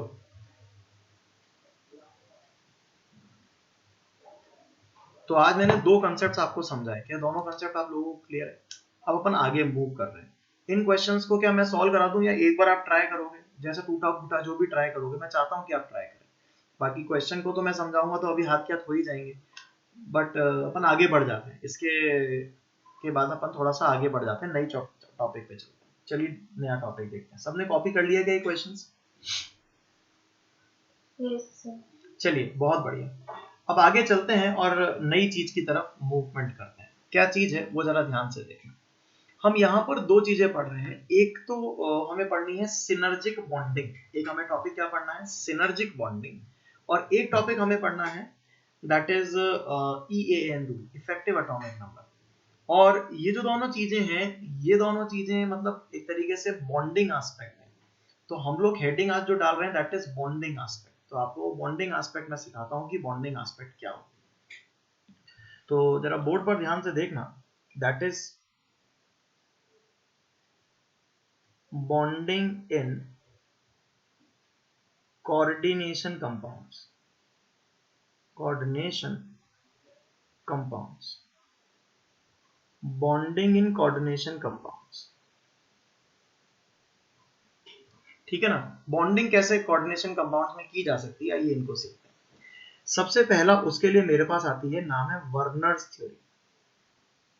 Werner's theory. सेकेंड नंबर मेरे पास आती है, that is valence bond theory. Valence bond theory, that is VBT। तीसरी मेरे पास आती है, that is crystal field theory. Crystal field theory, that is CFT। चौथी जो मेरे पास आती है, that is ligand field theory. Ligand field theory known as LFT। पांचवी मेरे पास आती है, that is known as molecular orbital theory known as MOT। जिसमें से ये जो थ्योरी है ये हमारे सिलेबस में है, ये सिलेबस में, ये सिलेबस में। ये दोनों चीजें हमारे अभी स्कोप में नहीं है, 12th क्लास के स्कोप में नहीं होती है, ये सिलेबस में नहीं है IIT के या किसी भी एग्जाम के सिलेबस में नहीं है, सीनियर सेकेंडरी एजुकेशन से रिलेटेड ये नहीं है। तो हमें सिर्फ ऊपर की 3 थ्योरीज पर बहुत ध्यान देना है। इसके अलावा हम लोग कुछ और टॉपिक इसी के पैरेलल पढ़ लेते हैं, और वो टॉपिक क्या होते हैं? एक हमें पढ़ना होता है सिनर्जिक बॉन्डिंग। Synergic bonding. अभी सिनर्जिक बॉन्डिंग किसी पर्टिकुलर इस थ्योरी का पार्ट नहीं है, ये अपने आप में एक थ्योरी है सिनर्जिक बॉन्डिंग। और एक हमें पढ़ना होता है, that is EAN, effective atomic number. Effective atomic number, जैसे ऑक्टेट रूल होता है ना, वैसे EAN रूल होता है, सिडविक का रूल होता है EAN। तो ये बेसिकली हमारे को बॉन्डिंग एंड कोऑर्डिनेशन कंपाउंड में पढ़ना है। अब आप लोगों की चॉइस है कि व्हाट शुड वी स्टार्ट, कहां से हम लोग स्टार्ट करें, बिकॉज मतलब ऑफ कोर्स या तो हम इस वाले सीक्वेंस से स्टार्ट करेंगे या फिर हम इस सीक्वेंस से स्टार्ट करेंगे, ये दो पॉसिबिलिटीज है। लेकिन अगर मैं मेरी चॉइस कहूं तो मैं तो चाहता हूं कि मैं इस वर्नर थ्योरी से स्टार्ट करूं, मैं तो ये चाहता हूं, because this is the base जहां से चैप्टर की शुरुआत लोग करते हैं। तो अपन बॉन्डिंग की शुरुआत तो एटलीस्ट यहीं से करें।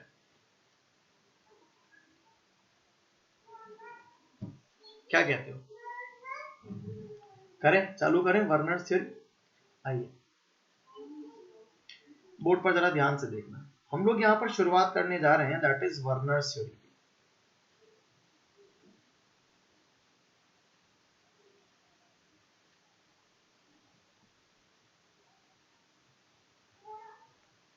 वर्नर वो पहला साइंटिस्ट था, वर्नर वो पहला साइंटिस्ट था जिस साइंटिस्ट ने प्रॉपर्टीज के बेसिस पर ही ये अंदाजा लगाया था कि यार कुछ तो डिफरेंट है नेचर में। मतलब अगर देखा जाए तो कॉम्प्लेक्सेस तो जब से दुनिया बनी तब से हैं, लेकिन किसी के ऑब्जर्वेशन में नहीं आते थे, कोई उसको उस नजरिए से नहीं देखता था। वर्नर ने पहली बार उन कंपाउंड्स को अलग नजरिए से देखा और तब उनको कॉम्प्लेक्स कंपाउंड का नाम दिया गया।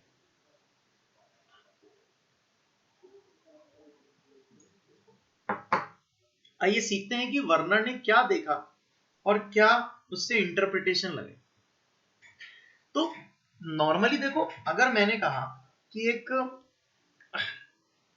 टेस्ट ट्यूब है, उसके साथ में मैंने किसी दूसरी टेस्ट ट्यूब में कुछ रिएजेंट लिया और उसकी रिएक्शन कराई, तो प्रोडक्ट बनेगा। बनेगा कोई ये रिएजेंट, ये कोई कंपाउंड ए था, कंपाउंड बी था, दोनों आपस में रिएक्शन की प्रोडक्ट बनेगा। अब ये कंपाउंड ए और कंपाउंड बी क्या हो सकते हैं? जैसे कि अगर मैं सोचूं वर्नर के बेसिस पे, बिल्कुल वर्नर के दौरान चला जाऊं और उस माहौल के अंदर जाके मैं सोचूं, तो वर्नर क्या सोचेगा? यार एक एसिड होगा, एक बेस होगा, रिएक्शन कर लेगा, यही हो सकता है। या फिर कोई एक ऑक्सीडाइजिंग एजेंट होगा, रिड्यूसिंग एजेंट होगा, रिएक्शन कर लेगा, यही सोचेंगे।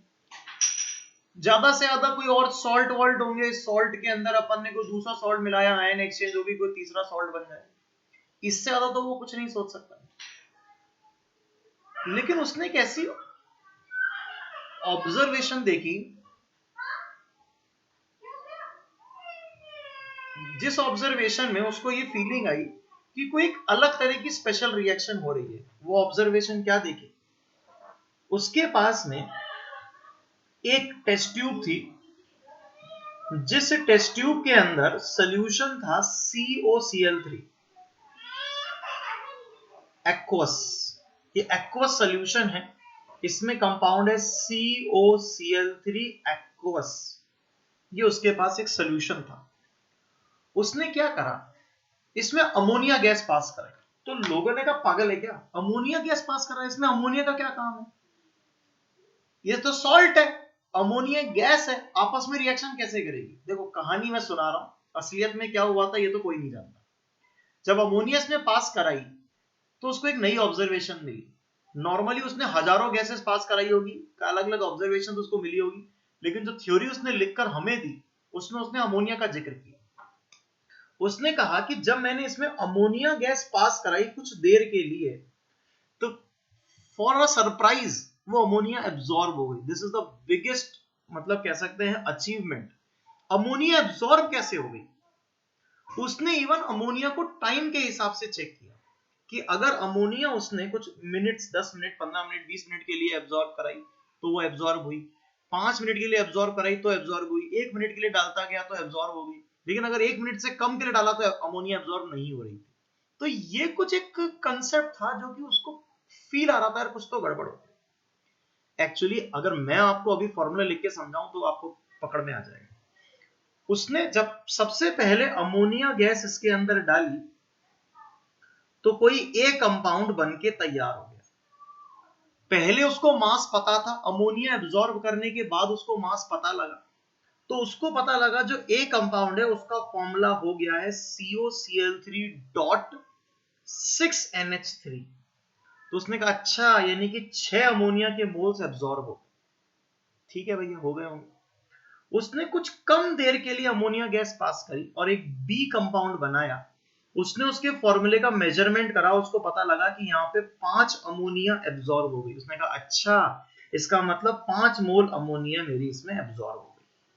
ठीक है, फिर उसने क्या करा, अमोनिया और डाली, थोड़ी कम देर के लिए डाली थी, तो सी कंपाउंड बना जिसका मास कुछ और आ रहा था। उसने जब उसको चेक करा तो उसको पता लगा यहाँ पर 4NH3 इसके अंदर आ रहा है, तो उसको पता लगा, इसका मतलब उसने कह दिया कि 4 अमोनिया इसमें एब्जॉर्ब हो गई। उसने उससे कम देर के लिए अमोनिया डाली और जब उसने अमोनिया डाली तो डी कंपाउंड बना जिसका फॉर्मूला उसको मिला COCl3.3NH3, उसको इसका फॉर्मूला मिला। तो उसको इसने कहा इसका मतलब 3 अमोनिया गैस के मोल्स एब्जॉर्ब हो गए। लेकिन अगर उसने इससे कम देर के लिए अगर अमोनिया डाली तो एब्जॉर्ब नहीं हो रही थी। आखिर ये फीलिंग समझ में नहीं आ रही थी कि ये 4 कंडीशंस कैसे आई, ये अमोनिया एब्जॉर्ब हो कैसे गई, उसको ये फील समझ में बिल्कुल नहीं आ रही थी। उसने इस ABCD 4 टेस्ट ट्यूब्स को, ये जो ABCD यहाँ 4 टेस्ट ट्यूब्स हैं, इन 4 टेस्ट ट्यूब्स को अलग अलग तरह के एक्सपेरिमेंट्स पर डील करा। जैसे कि पहला एक्सपेरिमेंट, उसने इन चारों में इलेक्ट्रिकल कंडक्टिविटी चेक करी। लोगों ने कहा पागल वागल है क्या, पता नहीं कुछ भी करता रहता है, पर वो कर रहा था, उसकी मर्जी थी। उसने इन 4 कंपाउंड्स पर एक एक्सपेरिमेंट नंबर 1 किया जिसका मैंने आपको जिक्र किया, इलेक्ट्रिकल कंडक्टिविटी। उसने एक्सपेरिमेंट नंबर 2 के दौरान इसमें AgNO3 डाला। उसने AgNO3 डाला और उसको 3 मोल ऑफ AgCl मिल गए। तो मिल नहीं थे, क्यों? जब पहले शुरुआत में देखा जाए तो उसके बाद यहाँ पर कोबाल्ट +3 और 3 Cl- आयन पहले थे। तो AgNO3 जब वो डालेगा तो 3 Cl- जाएंगे कहां, वही होंगे। तो AgCl के 3 प्रेसिपिटेट आ गए, वाइट PPT। उसने कहा हाँ भाई ये तो होना ही था। लेकिन असली जो बात है वो यहां थी। क्या? जब उसने AgNO3 सेकंड वाले बी पे डाला तो उसको 2 ही मॉलिक्यूल AgCl के, या फिर अपन कह सकते हैं 2 ही मोल AgCl या 2 ही इक्विवेलेंट AgCl मिला। यहां पर उसका दिमाग घूम गया। बोला यार देखो एक बात सुनो, यहां पर 3 Cl- थे। बोला सही बात है, यहाँ 3 Cl- थे, तो ये बी में भी 3 Cl- होने चाहिए। बोला लाजमी होने चाहिए। तो फिर यहाँ पर जो प्रेसिपिटेट आया उस प्रेसिपिटेट में बाकी के Cl- गए कहां, एक Cl- हो गया गायब। This is the first time जो कि उसने एक ऐसा ऑब्जर्वेशन देखा कि ये कुछ नया है, ये कुछ तो नया हो रहा है। अब थोड़ा थोड़ा इंटरप्रेट वो भी कर सकता है, आप भी कर सकते हो कि अब की बार अगर वो सी कंपाउंड में AgNO3 डालेगा तो उसको AgCl का केवल 1 इक्विवेलेंट ऑब्जर्व होगा और अगर वो डी कंपाउंड में AgNO3 डालेगा तो उसको यहाँ पर AgCl का कोई प्रेसिपिटेट नहीं मिलेगा। ये 3 ऑब्जर्वेशन नॉट एक्सपेक्टेड थी, नॉट एक्सपेक्टेड, ऐसा उसने सोचा नहीं था। ये चीज तो उसने सोची थी, एक्सपेक्टेड, ऐसा उसने सोचा और हो गया, लेकिन ऐसा उसने सोचा नहीं था। तो सवाल आता है हाउ, यहां ये कैसे हुआ, आखिर वो Cl माइनस गया कहां? क्या बताओ, मैंने आपको ये जो कोऑर्डिनेशन की थ्योरी है वर्नर की, इसको एक बहुत ही अलग अंदाज में आपको समझा दिया कि ये आपको समझ में आ गई या नहीं आ गई। अभी अपन इसके आगे बढ़ने जा रहे हैं। क्या यहां तक जो मैंने आपको बताई वो समझ में आ गई या नहीं आ गई?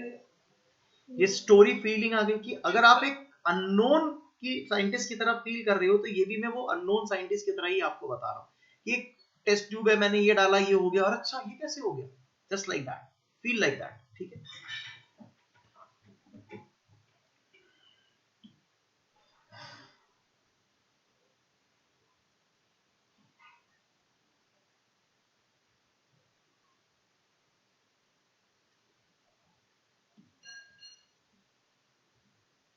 डन। इवन उसने इलेक्ट्रिकल कंडक्टिविटी वाला एक्सपेरिमेंट किया, और मोलर इलेक्ट्रिकल कंडक्टिविटी या इलेक्ट्रिकल कंडक्टिविटी जब उसने चेक करी, इलेक्ट्रिकल कंडक्टिविटी, तो उसको इलेक्ट्रिकल कंडक्टिविटी जो थी, वो इलेक्ट्रिकल कंडक्टिविटी कुछ इस ऑर्डर में मिली। ए की कंडक्टिविटी सबसे ज्यादा, देन बी की कंडक्टिविटी, देन सी की कंडक्टिविटी, देन डी की कंडक्टिविटी। ये इनके सॉल्यूशन की कंडक्टिविटी मिली, A test tube, B test tube, C test tube, D test tube. तो ये कुछ एक्सपेरिमेंट्स हैं, इसके ऊपर भी सवाल उठता है ये कैसे आया, हाउ एंड हाउ। एक्सप्लेन करना बहुत इंपॉर्टेंट है कि ऐसा क्यों हुआ। चलो भाई, उसने कई सारे और एक्सपेरिमेंट करे होंगे, लोगों को समझाने का उसने काम चालू करा। लोगों को उसने ऐसा कुछ कहा कि देखो मेरे को ऐसा लगता है कि ये हुआ होगा। ए कंपाउंड क्या है, बोला ए जो कंपाउंड है उसका फॉर्मूला है COCl3.6NH3। बोला कि पहली चीज तो मुझे ये लग रही है कि जो ये अमोनिया है ये इसमें चिपक गए हैं। आई रिपीट द वर्ड, चिपक गए हैं। तो उसने कहा देखो सेंटर में कोबाल्ट +3 है और 6 अमोनिया इनसे चिपक गए हैं जो कि चिपकने नहीं चाहिए थे। तो उसने उन चिपकने वाले को इस तरह से सिंगल लाइन से डिनोट कर दिया, इस तरह की डार्क लाइन बनाई। इसने कोई सिग्मा बॉन्ड या पाई बॉन्ड या कुछ इस तरह के बॉन्ड वर्ड नहीं बोले, कोवलेंट बॉन्ड, आयनिक बॉन्ड। उसने तो सिर्फ ये बोला कि ये 6 अमोनिया चिपक गए। बोला ठीक है। बोला 3 Cl माइनस भी चिपके लेकिन वो निकल रहे हैं, वो निकल सकते हैं। तो उसने 3 Cl माइनस को डॉटेड लाइन से बताने के लिए बता दिया कि ये आयोनाइजेबल है। लोगों ने कहा तो इनको कहां बना रहा है, बोला कहीं पर भी, क्योंकि उसने शायद कुछ स्पेक्ट्रोस्कोपी करी होगी, ऐसा एनसीईआरटी में लिखा है। तो Cl माइनस की पोजीशन वेरिएबल दिख रही होगी उसको, तो Cl माइनस कहीं पर भी हो सकते हैं, इसलिए मैंने भी डॉटेड लाइन कहीं पर भी बना दी। इनकी कोई सर्टेन पोजीशन नहीं है। और आप और मैं तो जानते हैं कि आयनिक बॉन्ड कोई डायरेक्शनल तो होते नहीं है। अब क्या है कि एक बार आया आदमी, उसको उसने डायग्राम बना के समझाया, दोबारा आदमी आया फिर डायग्राम बना के समझाया, दोबारा आदमी आया, 500-600 आदमी आ गए, क्या सबको डायग्राम बना बना के समझाएगा, पागल हो जाएगा। तो उसने इसका शॉर्टकट भी निकाल लिया। उसने एक डब्बे डायग्राम को बनाने की कोशिश करी। उसने कहा CONH3 और 3 Cl बाहर लिख दिए। बोला ये क्या है, बोला ये 3 Cl पानी में आयोनाइज हो सकते हैं। उसने कहा देखो CONH3 तो डब्बे के अंदर बंद है और 3 Cl माइनस में बाहर रख रहा हूं, विच आर आयोनाइजेबल। लोगों को ये बात समझ में आ गई कि हाँ यार ये तो क्लियर है। लेकिन असली चैलेंज ये नहीं है, असली चैलेंज है बी को कैसे एक्सप्लेन करेगा। उसके लिए बहुत बड़ा चैलेंज था COCl3.5NH3। लेकिन जब वो एक्सप्लेन कर रहा था तो अपने आप ही उसको शब्द मिलते जा रहे थे। कोबाल्ट +3 पे उसने कहा देखो 5 अमोनिया चिपकी हुई है, तो उसने 5 अमोनिया चिपका दी। बोला ये 5 जो अमोनिया है ये चिपका देता हूं। बोला ठीक है, चिपक गई। बोला लेकिन एक Cl माइनस भी चिपक गया यार, निकल नहीं रहा है। तो उसने एक Cl माइनस को भी चिपका डाला, जबकि dot dot dot dot dot एक Cl माइनस निकल सकता है, dot dot dot dot dot एक Cl माइनस और निकल सकता है, जबकि तीसरा Cl माइनस निकल नहीं सकता। तो उसने कहा इसको भी डब्बे में बंद कर दो। उसने इसका फॉर्मूला बना लिया CONH3 होल 5 एक Cl डब्बे के अंदर बंद और 2 Cl डब्बे के बाहर, और उसने कहा कि देखो ये बन गया CONH3 whole 5 CONH3 whole 5 Cl, यहाँ पर आया +2 और ट्वाइस ऑफ Cl माइनस। बोलो बेटा मेरी बात समझ में आ रही है नहीं आ रही? आ रही है। सी पार्ट पे चलते हैं। सी पार्ट अब आप और मैं दोनों ही बता सकते हैं। बोलो क्या होगा? COCl2 COCl3.4NH3। बताओ क्या करूं, बताओ जल्दी से। दो क्लोरीन चिपके बन जाएंगे। तो यहां पर 4 अमोनिया चिपका दो और 2 Cl माइनस भी चिपका दो और एक Cl co dot dot dot dot की फॉर्म में बना दो।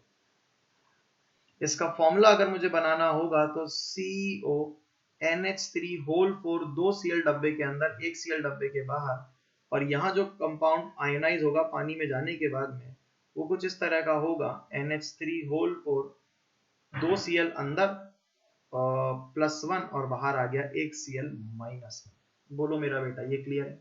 और डी आंसर तो अब आप बना ही सकते हो। डी क्या बनेगा? COCl3 dot 3NH3। इसमें सारे के सारे लोगों को चिपका दो क्योंकि यहाँ पर AgCl नहीं निकल रहा है। अब आप चाहो जो एक्सप्लेन कर सकते हो, जो चाहो वो एक्सप्लेन इजीली कर सकते हो मेरा बेटा। AgCl का बनना आप एक्सप्लेन कर सकते हो, इलेक्ट्रिकल कंडक्टिविटी आप एक्सप्लेन कर सकते हो। CONH3 होल थ्राइस तीनों Cl और पानी के अंदर नो आयंस, इसने पानी में कोई आयंस नहीं दिए। तो बताइए पहले वाले के हिसाब से आप कह सकते हो क्या कि ये AgCl के साथ 3 AgCl देगा, दूसरा वाला AgCl के साथ 2 AgCl देगा, तीसरा वाला AgCl के साथ मतलब AgNO3 के साथ सॉरी AgNO3 के साथ 1 AgCl देगा, और चौथा वाला AgNO3 के साथ AgCl देगा ही नहीं। No PPT। बोलो मेरा बेटा यहां तक सभी बच्चों को समझ में आ गई?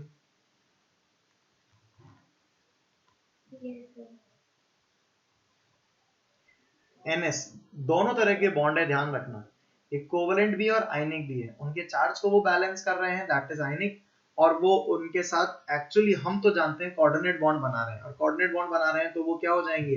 दैट इज कोवेलेंट बॉन्ड हो जाएंगे। बड़ा बेसिक सा कंसेप्ट। क्या सभी बच्चों को यहाँ तक क्लियर हो गया? अब ऐसी कंडीशन के अंदर अगर मैं आयंस की बात करूं तो यहाँ पे टोटल आयंस कितने दिख रहे हैं? क्या 4 आयंस दिख रहे हैं, तो इलेक्ट्रिकल कंडक्टिविटी ऑफ 4 ज्यादा होगी। यहाँ अगर मैं देखूं तो यहाँ पर 3 आयंस दिख रहे हैं तो इलेक्ट्रिकल कंडक्टिविटी कम होगी। यहाँ मैं देखूं तो 2 आयंस दिख रहे हैं तो इलेक्ट्रिकल कंडक्टिविटी और भी कम होगी। यहाँ पर 9 आयंस दिख रहे हैं तो इलेक्ट्रिकल कंडक्टिविटी और भी कम होगी। तो क्या ये चीजें समझ में आ गई या नहीं आ गई? मैंने 4 पेज में 4 चीजें समझा दी। क्या सभी बच्चों को क्लियर है या नहीं? तो एक्सपेरिमेंट तो मैंने प्रूव कर दिया, समझा दिया, लेकिन अब उसने कुछ टर्मिनोलॉजी काम में ली, जैसे कि प्राइमरी वैलेंसी या सेकेंडरी वैलेंसी करके कुछ उसने टर्मिनोलॉजी काम में ली थी। वो टर्मिनोलॉजी हमें भी समझनी पड़ेगी कि वो टर्मिनोलॉजी क्या है। वो टर्मिनोलॉजी अपन नेक्स्ट टर्म पे सीखेंगे ताकि इसका रिवीजन भी हो जाएगा वर्नर थ्योरी का, और हम इस टर्मिनोलॉजी को बहुत इजीली समझ पाएंगे। प्राइमरी वैलेंसी और सेकेंडरी वैलेंसी वर्ड का क्या मतलब है, तब हम इन डायग्राम्स के अंदर कुछ एक छोटा सा करेक्शन भी करेंगे। तब हम ये बताएंगे कि ये जो डॉटेड लाइन हम लोग बनाते हैं, ये डॉटेड लाइन यहाँ तो Cl के लिए बनेगी, लेकिन यहाँ पर Cl के साथ डॉटेड लाइन भी बनेगी, डॉट डबल लाइन मतलब बनेगी, एक तो डार्क लाइन एक डॉटेड लाइन। यहाँ पर इन दोनों Cl के साथ डॉटेड लाइन भी बनेगी, और यहाँ पर भी Cl के साथ में डॉटेड लाइन भी बनेगी। सर क्या इसका मतलब बॉन्ड ऑर्डर क्या 1 से ज्यादा है? नहीं नहीं नहीं, ये कुछ और है। ये डॉटेड लाइन और डार्क लाइन कुछ और बताती है, ये कोई आपके सिग्मा बॉन्ड और पाई बॉन्ड और ये सब नहीं बताती है। ठीक है, इसको प्राइमरी वैलेंसी और सेकेंडरी वैलेंसी के नाम से सीखेंगे नेक्स्ट टाइम पे। क्या बताओ यहाँ तक मेरी बात सभी बच्चों को समझ में आ गई या नहीं आ गई?